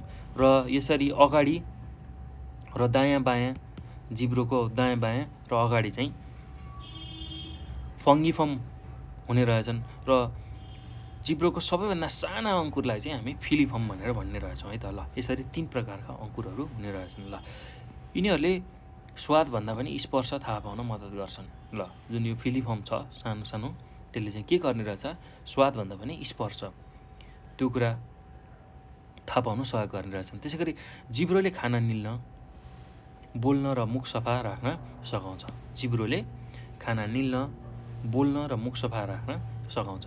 जिब्रोले खानालाई चपाउनको लागि दायाँतिर अथवा बायाँतिर धकेल्ने काम पनि गर्छ। ल हेर्नुहोस् त, जिब्रोले के गर्न सघाउने रहेछ हामीलाई, जिब्रो के काम रहेछ भन्दा हामीलाई खाना निल्नको लागि, त्यसै गरी बोल्न, मुख सफा राख्न सघाउँछ। त्यस्तै खानालाई चपाएर दायाँ बायाँ उल्टाइ पल्टाइ गर्नको लागि पनि जिब्रोले हामीलाई सहयोग गर्ने रहेछ। ल यति कुरा चाहिँ हामीले बुझ्नु पऱ्यो है त। ल यो सँगसँगै भाइ बहिनीहरू हामीले ज्ञानेन्द्रियको सबै कुराहरू बुझ्यौँ है त। अब यो पछि हामीले हाम्रो यो पाठमा बुझ्नुपर्ने कुरा भनेको दाँतको बारेमा छ।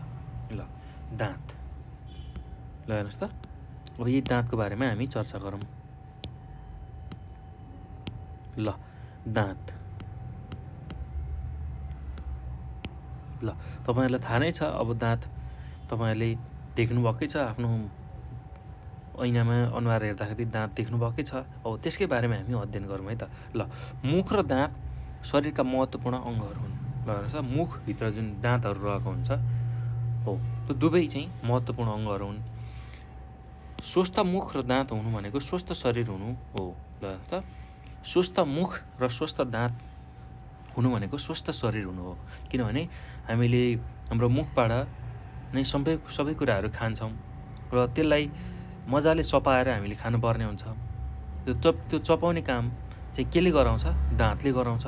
र जति मजाले चपाएर खायो, जति राम्रोसँग हामीले चपाएर खायौँ, त्यति नै कुराहरू हाम्रो शरीरमा जान्छ, आमाशयमा पुग्छ। त्यसपछि सानमान्द्रामा गएर त्यो शोषिन्छ र त्यही शोषिएका कुराहरू नै हाम्रो शरीरमा पुग्ने हुन्, हाम्रो शरीरको कोषमा, र त्यसैले हाम्रो शरीरको वृद्धि विकास गराउने हो है त। त्यसैले स्वस्थ मुख र दाँत स्वस्थ भयो भने चाहिँ शरीर स्वस्थ हुने रहेछ। ल, मुख सम्बन्धी समस्याहरू जीवनको लागि पनि खतरापूर्ण हुन सक्छन् र यसले जीवनको गुणस्तरमा पनि नै प्रतिकूल असर पार्न सक्छ। ल हेर्नुहोस् त, जुन मुख सम्बन्धी समस्याहरू छन्, दाँतको समस्या हो, त्यो चाहिँ एकदम खतरनाक हुनसक्छ र त्यसले जुन हाम्रो जीवनस्तर छ, जीवनको गुणस्तर छ, त्यसमा नै प्रतिकूल असर पार्ने रहेछ। ल, बालबालिकाहरू दाँतको समस्याको कारण खेल्न, सुत्न र विद्यालय जान नसक्ने पनि हुन्छन्। ल हेर्नुहोस् त, दाँतमा कुनै समस्या आइहाल्यो भने साना बालबालिकाहरूलाई चाहिँ कस्तो असर हुने रहेछ। उनीहरू खेल्न नसक्ने रहेछन्, त्यसै गरी सुत्न नसक्ने रहेछन्, त्यस्तै विद्यालय जान नसक्ने रहेछन् हो। यस्ता खालका समस्याहरू देखिने रहेछ। ल, त्यो कुरा हामीले बुझ्नु पऱ्यो है त। अब यी रोगहरूको रोकथाम तथा प्रकोपलाई न्यूनीकरण गर्न सकिन्छ। ल, दाँतमा लाग्ने जुन रोगहरू छ हो, त्यो रोगहरूको रोकथाम तथा प्रकोपलाई हामीले न्यूनीकरण गर्न सकिने रहेछ, अर्थात् घटाउन सकिने रहेछ। ल, कतिपय रोगहरू ज्यानै जाने खाले भए तापनि समयमै पत्ता लागेमा यसको पनि उपचार गर्न सकिन्छ। ल हेर्नुहोस् त, कतिपय दाँत सम्बन्धी रोगहरू चाहिँ ज्यानै जाने खालको र दाँतलाई सफा राखिएन भने दाँत ज्यानै जाने खालका जुन रोगहरू लाग्न सक्ने छन् हो, त्यसलाई चाहिँ हामीले सुरुमै पत्ता लगायौँ भने हामीले त्यसको उपचार गर्न सक्ने रहेछौँ। ल, दाँत किराले खाने घिचाको रोग, मुखको अवरुद्ध रोग, दाँत सम्बन्धी चोटपटक र मुख सम्बन्धी अन्य समस्याहरू मुखमा प्राय देखिने समस्या हुन्। ल हेर्नुहोस् त, दाँत किराले खाने, त्यसै गरी गिजाको रोग, गिजा पाक्ने, सुनिने हुने, त्यस्तै गरी मुखको अवरुद्ध रोग, मुखमा अवरुद्ध भनेको क्यान्सर, मुखको क्यान्सर हुने, जसरी गुट्का, खैनी, तम्बाकु धेरै खाँदाखेरि मुखको अवरुद्ध रोग हुनसक्छ है, मुखमा अवरुद्ध रोग हुनसक्छ, मुखको क्यान्सर हुनसक्छ। ल, त्यो कुरा हामीले बुझ्नु पऱ्यो। त्यसै गरी दाँत सम्बन्धी चोटपटक, दाँत फुत्कने, दाँत भाँचिने, त्यो हुनसक्छ। र मुख सम्बन्धी अन्य समस्याहरू मुखमा प्राय देखिने समस्यामा अन्तर्गत पर्छन्। ल, मुख सम्बन्धी रोगहरूको रोकथाम, उपचार, व्यवस्थापन एवं मुख स्वास्थ्य प्रवर्धनका लागि निम्न पक्षमा ध्यान दिनुपर्छ। ल हेर्नुहोस् त, अब मुखकै बारेमा हामी चर्चा गर्दैछौँ। मुखपछि हामी दाँतको संरचनाको बारेमा बुझ्नेछौँ। ल, अब मुखलाई चाहिँ कसरी स्वस्थ राख्न सकिन्छ, मुखको सरसफाइमा के गर्न सकिन्छ, त्यसकै बारेमा हामी चर्चा गरौँ है त। मुख सम्बन्धी रोग, त्यसको उपचार, व्यवस्थापन गर्न हामीले के गर्न सक्ने रहेछौँ, त्यसकै बारेमा बुझौँ। ल, पहिलो छ मुखको सरसफाइ अन्तर्गत दाँत माझ्ने र कुल्ला गर्ने। मुखको सरसफाइ अन्तर्गत दाँत माझ्ने र कुल्ला गर्ने। सधैँ दाँत माझ्ने, खाना खाइसकेपछि 2 पटक, र कुल्ला गर्ने। त्यसै गरी पोषण र खानेकुरामा ध्यान दिने। पोषण र खानेकुरामा ध्यान दिने। पोषण र खानेकुरामा ध्यान दिने। त्यसै गरी फ्लोराइडयुक्त मञ्जनको प्रयोग गर्ने। ल, जुन हामीले दाँत माझ्नको लागि मञ्जन प्रयोग गर्छौँ, त्यसमा फ्लोराइड हुनु आवश्यक छ। फ्लोराइड भन्ने एक किसिमको तत्त्व हुन्छ जसले चाहिँ दाँतलाई मजबुत बनाउन, दाँतलाई स्वस्थ राख्नको लागि सहयोग गर्छ है त। ल, त्यो फ्लोराइडयुक्त मञ्जनको प्रयोग गर्नु पऱ्यो। हामीले दाँत माझ्ने मञ्जनमा चाहिँ फ्लोराइड भएको हुनु पऱ्यो है त। त्यस्तै गरी व्यक्तिगत आनीबानी तथा लतमा ध्यान दिने। जुन व्यक्तिगत आनीबानी छ, मुखमा सुपारी, पान, गुट्का, यस्ता खालका खानेकुराहरू खाने, त्यो जुन आनीबानी छ अथवा लत छ, त्यसमा हामीले ध्यान दिने। त्यसै गरी नियमित मुखको स्वास्थ्य परीक्षण गर्ने। दैनिक रूपमा हामीले मुखको स्वास्थ्य परीक्षण गर्ने। हाम्रो मुखमा कुनै समस्या छ कि छैन, दाँत किराले खाएको छ कि छैन, मुखमा घाउहरू भएको छ कि छैन हो, यस्तो खालको कुराहरूको बारेमा चाहिँ परीक्षण गर्ने, मुखको परीक्षण गर्ने। ल, यो कुरा हामीले बुझ्नु पऱ्यो है त। अब यो पछि चाहिँ दाँतको संरचना, हाम्रो दाँत कसरी बनेको हुन्छ त्यसकै बारेमा हामी चर्चा गरौँ है त। ल, दाँतको संरचना हेर्नुहोस् त कसरी चाहिँ हाम्रो दाँत बन्ने रहेछ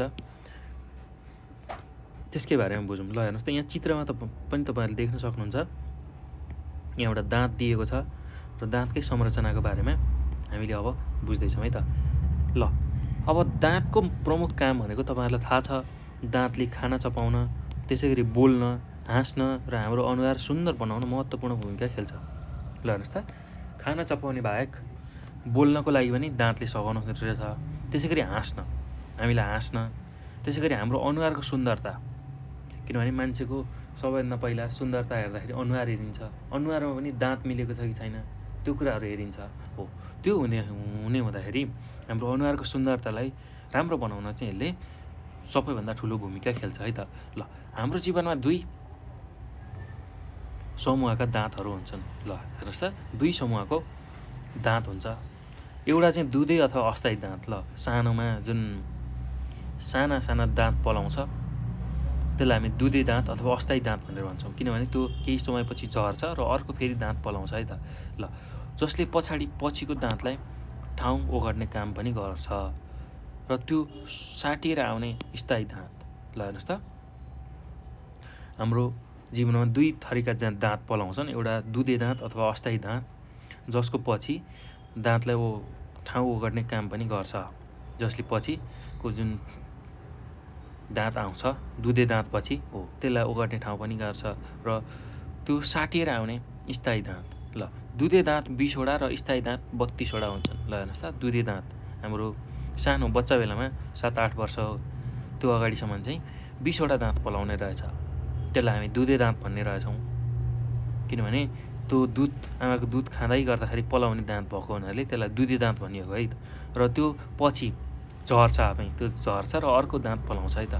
ल, त्यसैले दुधे दाँत यसलाई भनिएको रहेछ। त्यो 20वटा र स्थायी दाँत पछि पलाउने दाँतहरू छन्, त्यो चाहिँ हाम्रो 32वटा हुन्छन्।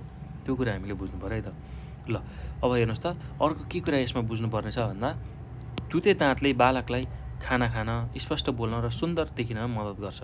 ल, दुधे दाँतले बालकलाई के गर्न, खाना खान, स्पष्ट बोल्न र सुन्दर देखिन मद्दत गर्छ। यी दाँतहरूले स्थायी दाँतका लागि ठाउँ ओगट्ने काम पनि गर्छन्। ल, यी दाँतहरूले पछि जुन आउँछन् ठुल्ठुला दाँत आउँछन् हो त्यो स्थायी दाँतलाई ओगट्ने काम पनि गर्छन् है त। ल, त्यो कुरा हामीले बुझ्नुपर्छ। ल, अब अर्को कुरा यसमा बुझ्नै पर्ने भनेको समयभन्दा अगावै यी दुधे दाँतहरू निकाल्ने वा झार्ने गरेमा त्यसको सट्टामा आउने स्थायी दाँतका लागि ठाउँ कम हुन सक्छ र दाँतहरू बाङ्गो उम्रन सक्छन्। ल हेर्नुहोस् त, तपाईँहरूले पनि दाँतहरू बाङ्गो उम्रेको देख्नु भएको छ होला कतिपय मान्छेहरूको। हो, त्यो कसरी हुने रहेछ भन्दा जुन दुधे दाँत छ त्यो चाहिँ हामीले समय अगाडि नै त्यसलाई निकाल्यौँ, त्यसलाई झार्यौँ भने अथवा त्यो झऱ्यो भने त्यसको सट्टामा जुन दाँत पलाउँछ त्यो चाहिँ बाङ्गो टिङ्गो भएर उम्रिने रहेछ। स्थायी दाँत जुन आउँछ त्यो चाहिँ बाङ्गो टिङ्गो भएर आउने रहेछ। ल, यो कुरा हामीले बुझ्नु पऱ्यो है त। ल, त्यसैले दुधे दाँतको हेरचाह गर्नु अति आवश्यक छ। जुन दुधे दाँत हुन्छ हाम्रो सानोमा हो त्यसको हेरचाह गर्नु अति आवश्यक छ र सकभर दुधे दाँतलाई आफै झर्न दिनुपर्छ, आफै त्यो झरेर जान्छ हल्लिएर, हामीले झार्न हुँदैन। त्यो कुरा हामीले बुझ्नु पऱ्यो है त। ल, अब चाहिँ दाँतको जुन संरचना छ, त्यो बनावट छ, त्यसलाई चाहिँ बुझौँ है त।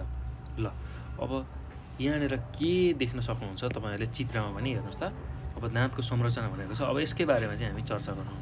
ल, प्रत्येक दाँतको देखिने भागलाई क्राउन भनिन्छ। ल हेर्नुहोस् त, क्राउन। ल, यो जुन देखिने भाग छ त्यसलाई हामी क्राउन भनेर भन्ने रहेछौँ। माथि तपाईँहरूले ऐनामा हेर्दाखेरि जुन भाग देख्नुहुन्छ सेतो भाग, त्यसलाई क्राउन भनेर भनिन्छ। र बङ्गाराभित्र रहने र नदेखिने भागलाई जरा भनिन्छ। ल, बङ्गाराभित्र, यहाँभित्र त्यो बङ्गाराभित्र जुन चाहिँ भाग देखिँदैन हो त्यसलाई हामी जरा भन्ने रहेछौँ। त्यस्तै गरी दाँत अनुसार जराहरू 1 वा सोभन्दा बढी हुन्छन्। ल हेर्नुहोस् त, दाँत अनुसार चाहिँ जरा एउटा अथवा त्योभन्दा बढी हुने रहेछ। ल हेर्नुहोस् त, यो जरा हो। यो जरा यो चाहिँ कहाँ हुन्छ भन्दा गिजाभित्र रहेको हुन्छ। हाम्रो जुन गिजा छ मासु हो त्यो गिजाभित्र रहेको हुन्छ जरा। अब क्राउन र जरा जोडिएको भागलाई नेक अथवा घाँटी भनेर भन्छौँ। ल हेर्नुहोस् त, यहाँ चित्रमा तपाईँहरूले यो देख्न सक्नुहुन्छ। ल अब यही कुरालाई म यहाँ देखाउँदैछु, हेर्नुहोस् त यो चित्रमा। ल क्राउन भनेको यो जुन देखिएको भाग छ हाम्रो, जुन सेतो सेतो भाग गिजाभन्दा माथिल्लोपट्टि, र गिजाभन्दा तलको भागलाई जरा भन्छौँ, र गिजाको जुन क्राउन छ त्यो देखिएको भाग र जराको यो जुन ठ्याक्कै उसमा पर्ने भागलाई चाहिँ हामी, बिचमा पर्ने भागलाई हामी घाँटी भनेर भन्छौँ है त। ल अब यो कुरा बुझिसकेपछि सबैभन्दा बाहिरी तह इनामेल हो, जो अजैविक तत्त्वले बनेको हुन्छ र हाम्रो शरीरको सबैभन्दा कडा भाग हो। ल हेर्नुहोस् त, जुन हाम्रो शरीरको अथवा त्यो दाँतको चाहिँ सबैभन्दा बाहिरी भाग छ, त्यसलाई हामी इनामेल भनेर भन्ने रहेछौँ। शरीरको बाहिरी जुन भाग छ, यो जुन शरीरभित्र भएको जुन दाँत छ त्यसको चाहिँ यो बाहिरी भाग तपाईँहरूले देख्न सक्नुहुन्छ, त्यसलाई हामी इनामेल भनेर भन्छौँ है त। यो बाहिरै देखिन सक्ने, तपाईँहरूले ऐनामा हेर्दाखेरि बाहिरै देखिन सक्ने जुन भाग छ त्यसलाई चाहिँ हामी के भन्ने रहेछौँ, इनामेल भनेर भन्ने रहेछौँ। ल अब यो चाहिँ अजैविक तत्त्वले बनेको हुन्छ, अजैविक तत्त्वले बनेको हुन्छ र यो सबैभन्दा हाम्रो शरीरको कडा भाग हो। ल यो कुरा हामीले बुझ्नुपर्छ। अब दाँतको जराको बाहिरी तहलाई हामी सिमेन्टम भनेर भन्छौँ। ल हेर्नुहोस् त, दाँतको यो जरा छ, जरा यो भित्रको जरा, यसको बाहिरी भागलाई चाहिँ हामीले के भन्ने रहेछौँ, सिमेन्टम भनेर भन्ने रहेछौँ है त। अब दाँतको मुख्य भाग दोस्रो तह डेन्टाइन हो। ल हेर्नुहोस् त, डेन्टाइन, दाँतको यो दाँतभित्र पनि यहाँ हेर्नुहोस् त अर्को दाँत जस्तै आकार, यो कालो तपाईँले यहाँ देख्न सक्नुहुन्छ हो, त्यसलाई हामी डेन्टाइन भन्छौँ, डेन्टाइन। र यो जैविक तत्त्वले बनेको हुँदा केही हदसम्म आफै मर्मत हुनसक्छ। ल अजैविक तत्त्वलाई हामीले मर्मत गर्न सक्दैनौँ, तर यो जैविक तत्त्व भएको हुनाले, डेन्टाइन चाहिँ जैविक तत्त्व भएको हुनाले केही हदसम्म आफै यसलाई मर्मत शरीरले गर्न सक्छ है त। सबैभन्दा भित्री भागलाई पल्प भनिन्छ। यो मांसपेशी, स्नायु र रक्तकेशिकाहरू मिलेर बनेको हुन्छ। ल हेर्नुहोस् त, सबैभन्दा भित्री भागलाई चाहिँ हामीले के भन्ने रहेछौँ, पल्प भनेर भन्ने रहेछौँ। ल सबैभन्दा भित्री भाग छ नि यो कालो हो, यो चाहिँ पल्प भनेर भन्ने रहेछौँ। र डेन्टाइन भनेको जुन यो इनामेलभन्दा भित्रको भाग, पल्पभन्दा बाहिरको भाग जुन छ, यसलाई डेन्टाइन भन्ने रहेछौँ। पल्प भनेको चाहिँ सबैभन्दा भित्री भागलाई हामी पल्प भन्ने रहेछौँ। ल अब यो पल्पमा चाहिँ मांसपेशी, त्यसै गरी स्नायु र अन्य रक्तकेशिका, रगतका साना साना नलीहरू आएर जोडिएको हुन्छ। ल पल्पमा भएको विशेष कोषहरूले डेन्टाइन बनाउन सहयोग गर्छ। ल त्यो पल्पमा भएको जुन कोषहरू छ त्यसले चाहिँ डेन्टाइन, दाँतको जुन दोस्रो तह छ हो, त्यो तह बनाउन सहयोग गर्छ।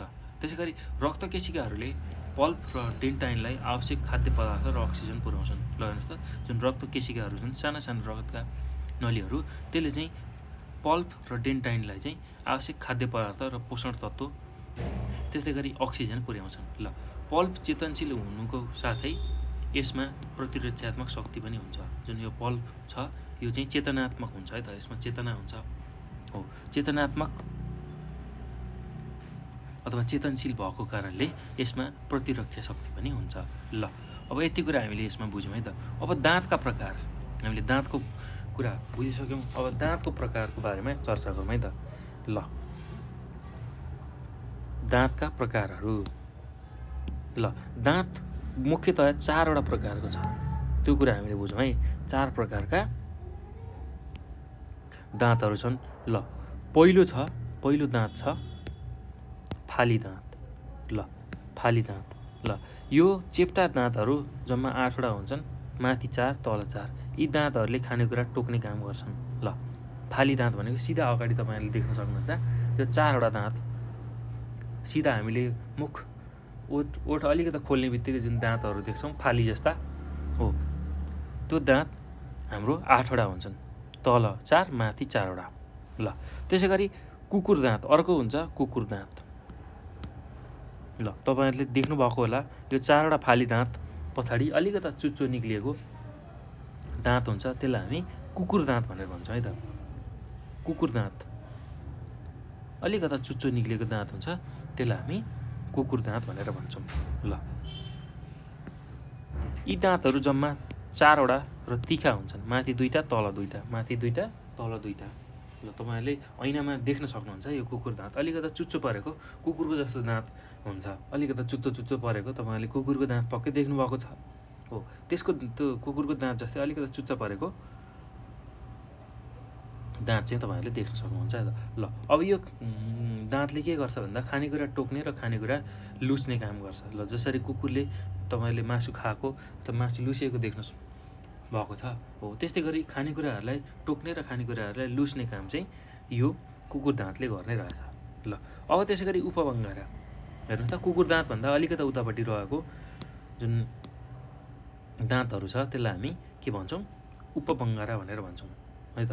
ल अब यसकै बारेमा बुझौँ।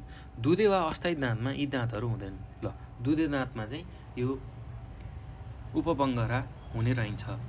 दुधे अथवा अस्थायी दाँतमा चाहिँ यी दाँतहरू हुँदैनन्। स्थायी दाँतका समूह भने जम्मा 8वटा, माथि 4 र तल 4 हुन्छन्। ल हेर्नुहोस् त, स्थायी दाँतको समूहमा यो उपबङ्गारा जुन छ त्यो चाहिँ तल 4 माथि 4 गरी 8वटा हुन्छन्। ल यी दाँतहरूले खानेकुरा टोक्ने र चपाउने गर्छन्। ल हेर्नुहोस् त, यो उपबङ्गारा जुन छ तपाईँहरूले देख्न सक्नुहुन्छ, कुकुर दाँत पछाडिको 2टा दाँत तल माथिकै 2-2वटा दाँत तल 2टा हुन्छ, एक साइडमा एकापट्टि दायाँतिर, बायाँपट्टि फेरि 2टा हुन्छ गरी 4वटा र माथि पनि त्यसै गरी 4वटा गरी 8वटा जम्मा दाँत हुन्छन् उपबङ्गाराको रूपमा र यसले चाहिँ खानेकुराहरूलाई टोक्ने चपाउने गर्छ है त। ल त्यसै गरी अब अर्को छ बङ्गारा, चौथो हाम्रो दाँत छ, दाँतको प्रकारमा बङ्गारा। ल अब दुधे वा अस्थायी दाँतमा यी दाँतहरू जम्मा 8वटा, तल 4 माथि 4 हुन्छन् भने स्थायी दाँतका समूहमा भने यी जम्मा 12वटा, माथि 6 तल 6 हुन्छन्। यी दाँतहरूले खानेकुरा चपाउने र मसिनो बनाउने काम गर्छन्। ल हेर्नुहोस् त, अब दुधे दाँत अथवा अस्थायी दाँतहरू हुँदाखेरि चाहिँ जम्मा यो 8वटा हुने रहेछ र पछि झरेर चाहिँ यो 12वटासम्म हुने रहेछ। स्थायी दाँतका समूहमा 12वटा, तल 6 माथि 6वटा दाँत हुने रहेछ। ल अब यो दाँतहरूले विशेष गरेर खानेकुरा चपाउने, मसिनो बनाउने काम गर्छन्। ल अब यी दाँतहरूलाई उम्रने क्रमको आधारमा पहिलो, दोस्रो र बुद्धिबङ्गारा पनि भनिन्छ। अरू दाँतको तुलनामा यी दाँतका चपाउने सतह चौडा हुन्छ। ल हेर्नुहोस् त, यो दाँत जुन बङ्गारा छ हो त्यसलाई उम्रिने क्रममा पहिलो, दोस्रो अथवा बुद्धि बङ्गारा पनि भन्छौँ। ल दुधे दाँत हुँदाखेरि पहिलो, त्यसै गरी पछि स्थायी रूपमा आउँदाखेरि र पछि फेरि बङ्गाराको रूपमा आउँछ, बुद्धि बङ्गाराको रूपमा आउँछ हो। यो कुरा हामीले बुझ्नु पऱ्यो है त। ल त्यस्तै गरी अरू दाँतको तुलनामा यी दाँतका चपाउने जुन सतह छ, माथिल्लो सतह एकदम चौडा खालको चौडाइ भएको हुन्छन् है त, फराकिला हुन्छन्। ल यति कुरा चाहिँ हामीले बुझ्नु पऱ्यो। ल अब यो पछि हेर्नुहोस् त, हाम्रो यो पढ्नुपर्ने ज्ञानेन्द्रिय र दाँतहरूको बारेमा हामीले सक्यौँ, पढ्नुपर्ने जुन विषयवस्तु छ त्यो सक्यौँ। अब यो पछि क्रियाकलाप दिएको छ। ल क्रियाकलापमा के भनेको छ भन्दा ज्ञानेन्द्रियका विभिन्न अङ्गहरूको चित्र कोरी नामाकरण गरेर समेत भएको एउटा प्रतिवेदन तयार गरी परियोजना कार्यको रूपमा शिक्षकलाई पेश गर्नुहोस्। ल हेर्नुहोस् त, तपाईँहरूले के गर्नु पऱ्यो, हामीले भर्खरै अध्ययन गरिसकेका छौँ ज्ञानेन्द्रियहरूको बारेमा हो, त्यसको चित्र बनाउनु पऱ्यो। ल तपाईँहरूले यही किताबबाट पनि हेरेर चित्र बनाउन सक्नुहुन्छ, अथवा अहिले त एकदम सजिलो छ, तपाईँहरूले इन्टरनेटमा गएर केही चित्रहरूको सजिलै हेरेर त्यसबाट चित्र बनाउन सक्नुहुन्छ। इन्टरनेटमा गएर त्यहाँ आँखा, नाक, कान, छाला, जिब्रो हो, यसको चित्र सजिलै खोज्न सक्नुहुन्छ टाइप गरेर, र त्यसलाई खोजेर हेर्दै त्यो चित्रहरू बनाउन सक्नुहुन्छ है त। अनि त्यसको नामहरू पनि विभिन्न नामहरू दिएको हुन्छ हो, त्यो नामहरूलाई पनि सजिलै तपाईँहरूले लेख्न सक्नुहुन्छ। र अब यो परियोजना कार्य सबैजनाले गर्ने कार्यभित्र पर्छ, सबैजना मिलेर गर्ने कार्य पर्छ हो, त्यो कार्य गरेर चाहिँ तपाईँहरूले शिक्षकलाई देखाउनुहोस् है त। ल एकदम सजिलो छ भाइ बहिनीहरू, केही गाह्रो छैन। ल अब यो पछि हाम्रो यो पाठमा भएको अभ्यासको बारेमा हामी चर्चा गरौँ। ल हेर्नुहोस् त, यहाँ अभ्यास दिएको छ। ल अब यही अभ्यासको बारेमा हामी चर्चा गरौँ। ल अब अभ्यासमा हेर्नुहोस् त, पहिलो के दिएको छ भन्दा तलका प्रश्नहरूको अति संक्षिप्त उत्तर लेख्नुहोस्। ल सबैभन्दा छोटो उत्तर लेख्नु पऱ्यो, अति संक्षिप्त भनेको एकदम छोटो उत्तर लेख्नु पऱ्यो। ल त्यसकै बारेमा हामी चर्चा गरौँ। ल अब भाइ बहिनीहरू तपाईँहरूले यो सबै उत्तरहरू आफ्नो कपीमा लेखेर राख्नु होला है। म यहाँ उत्तरहरू भनिदिन्छु, तपाईँहरूले यी उत्तरहरूलाई सबै आफ्नो कपीमा टिपेर राख्नु होला। त्यो गर्नुभयो भने तपाईँहरूलाई परीक्षाको समयमा पढ्न र परीक्षामा लेख्न सजिलो हुन्छ। ल हेर्नुहोस् त, क नम्बरमा के भनेको छ, फाली दाँत कतिवटा हुन्छन् भनेर सोधेको छ। ल फाली दाँत हाम्रो शरीरमा जम्मा जम्मी 8वटा हुन्छन्। 8वटा। ल यसमा तल 4 माथि 4। ल 4-4वटा तल माथि, यो तल यो माथि। ल यसरी हामीसँग जम्मा जम्मी 8वटा फाली दाँत हुन्छन् है त। ल त्यही कुरा तपाईँहरूले लेख्न सक्नुहुन्छ। ल अब यो पछि हेर्नुहोस् त, जिब्रोको कुन भागले तितोको स्वाद थाहा पाउँछ? जिब्रोको पछाडिको भागले।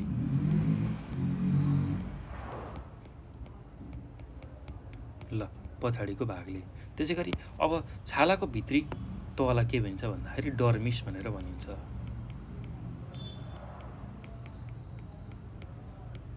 ल डर्मिस भनेर भन्छौँ है त। त्यो कुरा हामीले बुझिसकेका छौँ र त्यही कुराहरू हामी यहाँ लेखिरहेको छौँ है त भाइ बहिनीहरू। एकदम सजिलो छ भाइ बहिनीहरू, केही गाह्रो छैन है। छालाको भित्री भागलाई हामी डर्मिस भनेर भन्छौँ है। ल अब आँखाको कुन भागमा तस्बिर बन्छ? आँखाको रेटिनामा।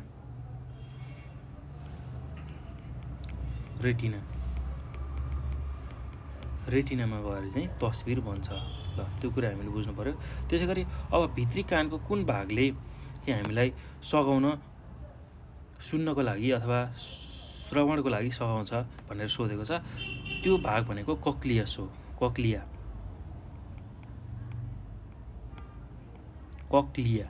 ल एकदम सजिलो छ भाइ बहिनीहरू, कक्लियाले चाहिँ हामीलाई सुन्नको लागि सहयोग गर्छ। ल 1 नम्बरको प्रश्न हामीले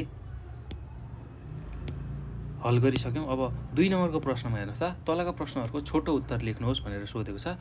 ल कमा के भनेको छ, बाहिरी कानको परिचय लेख्नुहोस्। ल बाहिरी कानको परिचय लेख्नुहोस्। ल भाइ बहिनीहरू अब तपाईँहरूले सजिलै यसको उत्तर लेख्न सक्नुहुन्छ है। म तपाईँहरूलाई कति उत्तर लेख्ने, यसको कति लेख्नुपर्छ त्यो कुराहरू देखाइदिन्छु। त्यही कुराहरू तपाईँहरूले लेख्नु होला है। एकदम सजिलो छ, केही गाह्रो छैन। तपाईँहरूले उत्तर चाहिँ कति लेख्ने म यहाँ भनिदिन्छु, त्यही कुराहरू तपाईँहरूले कपीमा सार्न सक्नुहुन्छ है त। ल हामीले यो पढेकै कुराहरू लेख्ने हो, हामीले यो भर्खरै छलफल गऱ्यौँ, त्यही कुराहरू नि लेख्ने हो। बाहिरी कानको परिचय दिनुहोस् भनेको छ। ल अब कानमा जाने तपाईँहरूले कति लेख्नु पर्यो भन्दा कानको बारेमा। ल बाहिरी कान। ल हेर्नुहोस् त, बाहिरी कान। ल बाहिरी कानमा तपाईँहरूले यति कुरा चाहिँ लेख्नु पर्यो। मैले यहाँ यसरी गोलो लगाइदिएको छु। ल यति कुरा लेख्नु पर्यो। बाहिरी कानमा चाहिँ, बाहिरी कानलाई अब लेख्दाखेरि कानको बाहिरी भागलाई माथिल्लो पिन्ना वा अरिकल भनिन्छ भने तल्लो नरम भागलाई लुती भनिन्छ। ल अब यसमा भएको कानको बाहिरी घेरालाई हेलिक्स भनिन्छ। यही भागदेखि कानको जालीसम्म करिब 2.5 सेमी जतिको श्रवण नली रहेको हुन्छ। श्रवण नलीमा रहेको जाली रेसादार म्युकस झिल्ली र रौँ नभएको छालाबाट बनेको हुन्छ।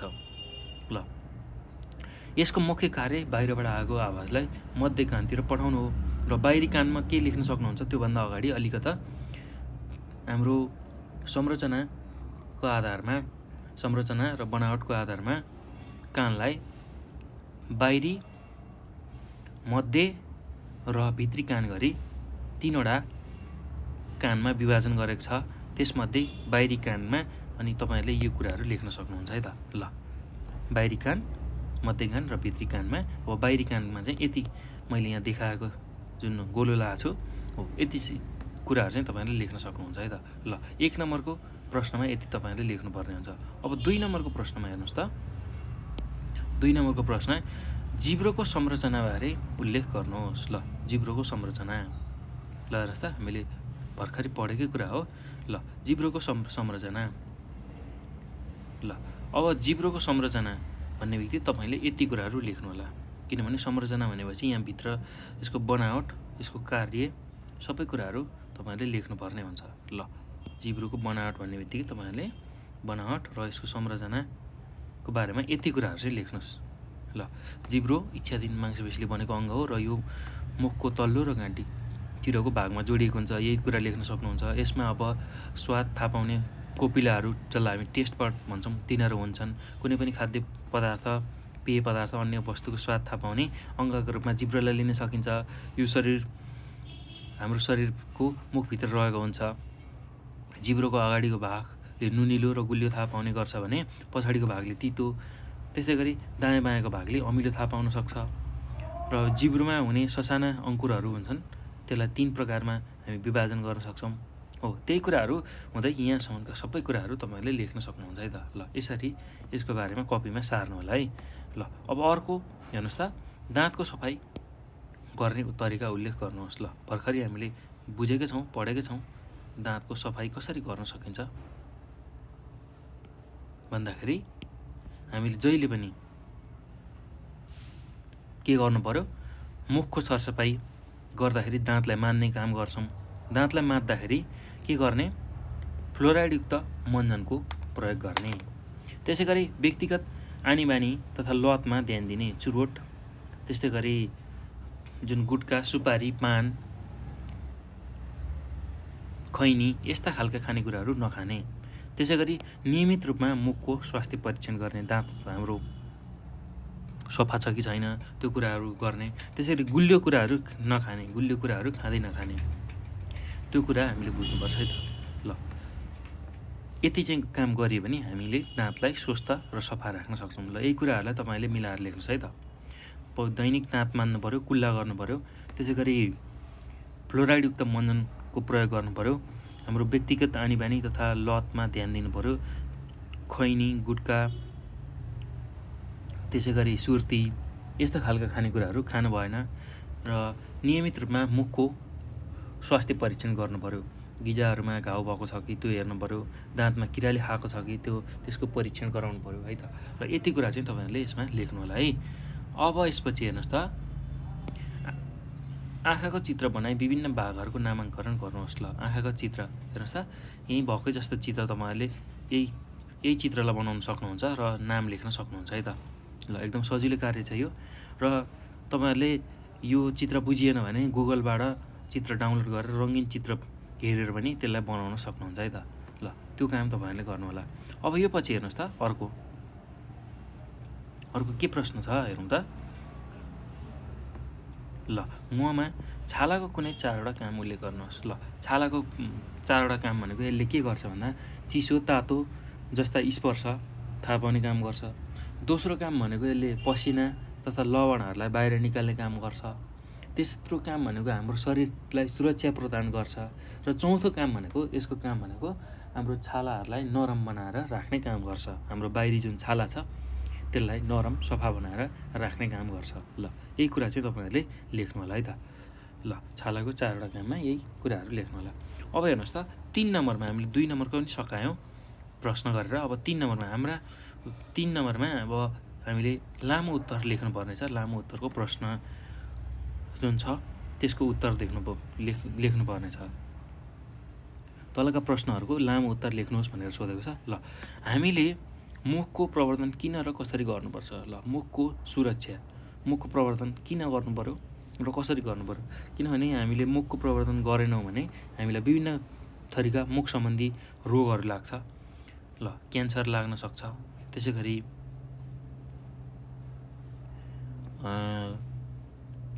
अन्य विभिन्न रोगहरू लाग्न सक्छ मुखमा। अवृद्ध रोगको साथसाथै मुखमा विभिन्न समस्याहरू आउने हो, यस्तो खालको कुराहरू हुनसक्छ है त। ल, त्यो कुरा हामीले बुझ्नु पऱ्यो। ल, अब हेर्नुहोस् त, यहाँनिर तपाईँहरूले यो उत्तर पनि लेख्न सक्नुहुन्छ किताबबाट। किनभने मुखमा विभिन्न समस्याहरू आयो भने त्यो जीवनभरको लागि खतरापूर्ण हुनसक्छ। त्यसले हाम्रो जीवनको गुणस्तरमा नै प्रतिकूल असर पार्छ र यसलाई पनि तपाईँहरूले जोडेर लेख्न सक्नुहुन्छ है त। त्यस्तै गरी अब यसले चाहिँ हाम्रो के गर्छ भन्दाखेरि कतिपय ज्यानै लिने खालका जुन रोगहरू छ हो त्यो रोग लगाउन सक्छ। जस्तै दाँत किराले खाने, गिजाको रोग, मुखको अवृद्ध रोग हो, त्यस्तै गरी दाँत सम्बन्धी चोटपटक, मुखमा अन्य समस्याहरू आउने हुनसक्छ है त। ल, त्यसैले हामीले मुखको प्रवर्धन गर्नुपर्छ, मुखलाई सधैँ सफा राख्नुपर्छ। अब मुखको सरसफाइ कसरी गर्न सकिन्छ हेरौँ त। यति कुराहरू तपाईँले लेख्नु पऱ्यो है त। मुखको सरसफाइ अन्तर्गत दाँत मान्ने, कुल्ला गर्ने गर्नुपर्छ, पोषणयुक्त खानेकुराहरूमा ध्यान दिने, त्यसै गरी फ्लोराइड भएको मन्जल मात्रै दाँत मान्नको लागि प्रयोग गर्ने, व्यक्तिगत आनीबानी र लतमा सुधार्ने, चुरोट, त्यसै गरी गुट्का, खैनी, सुर्ती यस्ता खालका खानेकुराहरू नखाने, त्यो कुरा गर्न सकिन्छ। र नियमित रूपमा मुखको हामीले परीक्षण गर्नुपर्ने हुन्छ। ल, यही कुराहरूलाई तपाईँहरूले लेख्नु है त यसको उत्तरमा। अब हेर्नुहोस् त, छालाको चित्र कोरी संरचनाबारे वर्णन गर्नुहोस्। ल, छालाको चित्र बनाउने तपाईँहरूले यहीँ देखाए जस्तै र छालाको चित्र बनाइसकेपछि अब त्यसको भित्री संरचनाको बारेमा सजिलै लेख्न सक्नुहुन्छ। र त्यसको लागि तपाईँहरूले के गर्नु होला भने भाइ बहिनीहरू, इन्टरनेटमा चित्र पाइन्छ छालाको सतह भनेर हो। अब छालाको एउटा चित्र बनाउने र यो इपिडर्मिस र डर्मिसको बारेमा तपाईँहरूले लेख्नु होला है त। ल, छालाको यो इपिडर्मिस र डर्मिसको बारेमा तपाईँहरूले सजिलै लेख्न सक्नुहुन्छ। ल, पहिला चित्र हेर्नुहोस् गुगलबाट, गुगलमा पाइन्छ चित्र, त्यसलाई पहिला कोर्नुहोस् र यो इपिडर्मिस र डर्मिसको बारेमा सजिलै लेख्न सक्नुहुन्छ है त। यही भएको यहाँ भएकै कुराहरूलाई लेखिदिनुहोस्। ल, अब त्यसै गरी अन्तिम प्रश्न हेर्नुहोस् त, 3 नम्बरको अन्तिम प्रश्न गमा के भनेको छ, मानव कानले श्रवणका लागि अपनाइने क्रियाबारे बयान गर्नुहोस्। ल, कसरी चाहिँ मानव कानले चाहिँ श्रवण गर्ने रहेछ त्यसकै बारेमा हामीले बुझौँ है त। ल, अब यहाँ हामीले पढिसकेकै कुरा छ कसरी चाहिँ श्रवण हुने रहेछ। ल, त्यही कुरा हामी बुझौँ है त। ल, एकदम सजिलो छ, केही गाह्रो छैन। ल, अब के हुन्छ भन्दाखेरि सबैभन्दा पहिला चाहिँ जुन बाहिरबाट आएको ध्वनि हुन्छ त्यो ध्वनि चाहिँ मध्य कानतिर जान्छ। सबैभन्दा पहिला बाहिरबाट आएको ध्वनि जुन छ त्यो चाहिँ बाहिरी कान हुँदै मध्य कानतिर पुग्छ। बाहिरी कान हुँदै मध्य कानतिर पुग्छ। ल, बाहिरी कानबाट मध्य कानतिर पुग्छ। ल, यो कुरा तपाईँहरूले लेख्न सक्नुहुन्छ, बाहिरी कानबाट मध्यतिर पुग्छ। अब मध्य कानमा हेर्नुहोस् त, मध्य कानमा के हुन्छन् भन्दाखेरि, ल, मध्य कानमा चाहिँ हाडहरू हुन्छ, 3वटा हाड, जसलाई हामी कानको जालीसँग जोडिएको जुन हाड हुन्छ त्यसलाई घन अथवा मेलियोस हेमर भन्छौँ। बिचको हाडलाई हामी अचानो अथवा इन्कस भनेर भन्छौँ र भित्री हाड हुन्छ त्यसलाई हामी रिकाप भनेर भन्छौँ है त, स्टेपेस भनेर भन्छौँ हो। अब यिनीहरूले के गर्छन् भन्दाखेरि जुन तरङ्गित भएर आवाज आएको हुन्छ बाहिरी कानबाट मध्य कानसम्म हो, त्यसलाई चाहिँ ध्वनिमा बदल्छन्। ल, यो कुरा लेख्दै जानु है भाइ बहिनीहरू। मध्य कानबाट यहाँ ध्वनिमा परिवर्तन हुन्छ। ल, जुन बाहिरबाट आएको आवाज छ त्यो ध्वनिमा परिवर्तन हुन्छ, ध्वनिमा बदल्छ। र जुन भित्री कान छ हो, भित्री कानमा भएको जुन कक्लिया छ हो, त्यो कक्लियाले चाहिँ श्रवणको काम गर्छ। र त्यो कक्लियासँग मस्तिष्कबाट स्नायुहरू जोडिएको हुन्छ। मस्तिष्कबाट आएको जुन स्नायुहरू हुन्छ त्यो कक्लियामा जोडिएको हुन्छ र त्यही स्नायुमा त्यो आवाज, त्यो ध्वनि गुन्जिएर चाहिँ त्यो स्नायु मार्फत चाहिँ मस्तिष्कसम्म पुग्छ र हामीले केही कुरा सुनेको महसुस अथवा आवाज गर्छौँ है त। ल, यति कुरा चाहिँ तपाईँहरूले लेख्नु होला। सुरुमा के हुन्छ, बाहिरबाट जुन ध्वनि आएको हुन्छ त्यो ध्वनिलाई चाहिँ बाहिरी कानको सहायताले मध्य कानतिर पुर्याउँछ। मध्य कानमा 3वटा हाडहरू हुन्छन् हो, त्यो 3वटा हाडहरू जसलाई हामी मेलियोस हेम्बर, त्यसै गरी इन्कस र स्टेपेस भन्छौँ हो, त्यो 3टा हाडले चाहिँ त्यो जुन बाहिरबाट आएको आवाज छ त्यसलाई चाहिँ ध्वनिमा परिवर्तन गर्छन् र त्यसपछि जुन आवाज श्रवण नली हुँदै चाहिँ हाम्रो अन्तिममा कहाँ पुग्छ भन्दाखेरि कक्लियामा पुग्छ र कक्लियाले चाहिँ त्यो श्रवणको काम गर्छ, सुन्ने काम गर्छ र त्यो कक्लियासँग चाहिँ मस्तिष्कबाट आएका जुन स्नायुहरू हुन्छन् त्यो जोडिएको हुन्छ र त्यसले चाहिँ सूचना मस्तिष्कसम्म पुर्याउँछ, त्यही ध्वनिको सूचना मस्तिष्कसम्म पुर्याउँछ र हामीले केही कुरा सुनेको हामीले थाहा पाउँछौँ है त। ल त्यो कुरा हामीले बुझ्नु पऱ्यो। ल यो सँगसँगै भाइ बहिनीहरू अब यो हामीले यो पाठमा भएको जुन ज्ञानेन्द्रिय र दाँतको बारेमा जुन चर्चा गर्नुपर्ने थियो त्यसको सम्पूर्ण कुराहरू गऱ्यौँ है त। ल भाइ बहिनीहरू अब योभन्दा पछाडि म यही पाठमा भएको प्रणालीको बारेमा चर्चा गर्छु है त। ल यही पाठमा भएको प्रणालीको बारेमा चाहिँ चर्चा गर्छु। मैले यो पाठमा चाहिँ ज्ञानेन्द्रिय र दाँतको बारेमा चर्चा गरेँ, तपाईँहरूलाई यसको कुराहरू सिकाएँ। अब योभन्दा पछाडि म अस्थिपञ्जर भन्ने जुन प्रणाली छ, हामीले यो पाठमा पढ्नुपर्ने प्रणाली हो, त्यसको बारेमा अर्को भिडियो लिएर आउँछ है त। त्यो भिडियोमा चाहिँ म अस्थिपञ्जर प्रणालीको बारेमा तपाईँहरूलाई जानकारी दिन्छु। ल अस्थिपञ्जर प्रणाली के हो, त्यसको कार्य के हो, हाम्रो शरीरमा किन आवश्यक छ, कसरी बनेको हुन्छ हो, त्यही कुराको बारेमा चर्चा गर्छु है त। ल अब आजको यो भिडियोमा चाहिँ मैले यति नै कुराहरू तपाईँहरूलाई सेयर गरेँ, यसको बारेमा जानकारी दिएँ, छलफल गरेँ तपाईँहरूसँग र तपाईँहरूलाई सिक्नुपर्ने जुन पाठमा दिएको कुराहरू छ त्यो कुराहरू मैले यहाँ सिकाएँ है त। ल अब यो पछि हामी अर्को भिडियोमा चाहिँ योभन्दा पछाडिको जुन अस्थिपञ्जर प्रणाली छ त्यसको बारेमा चर्चा गर्छौँ।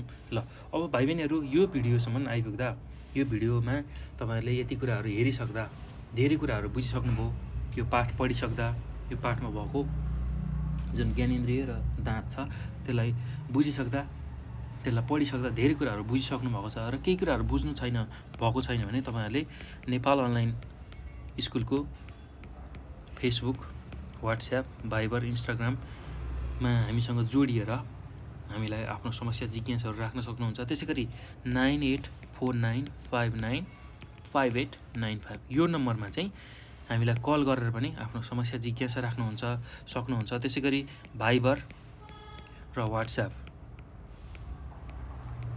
ल यो भाइबर र वाट्सएपमा चाहिँ यो नम्बरमा हामीसँग जोडिनुहोस्, हामीलाई एड गर्नुहोस् र तपाईँहरूले आफूलाई लागेको जिज्ञासा समस्याहरू हामीलाई राख्न सक्नुहुन्छ है त। ल यो विषय मात्र नभई अन्य विषयहरूको पनि जिज्ञासा समस्याहरू राखेर आफ्नो त्यो जिज्ञासाहरूको समाधान गर्न सक्नुहुन्छ है त। ल भाइ बहिनीहरू अब यो भिडियो हेरिसकेपछि तपाईँहरूले यो भिडियोलाई आफ्नो साथीहरूमाझ पुर्याउनु होला, उनीहरूलाई सेयर गर्नु होला, यसको बारेमा जानकारी दिनु होला। साथै नेपाल अनलाइन स्कुलको युट्युब च्यानललाई पनि सब्सक्राइब गर्नुहोस् र नजिकै रहेको बेल आइकनलाई पनि तपाईँहरूले दबाउनुहोस्।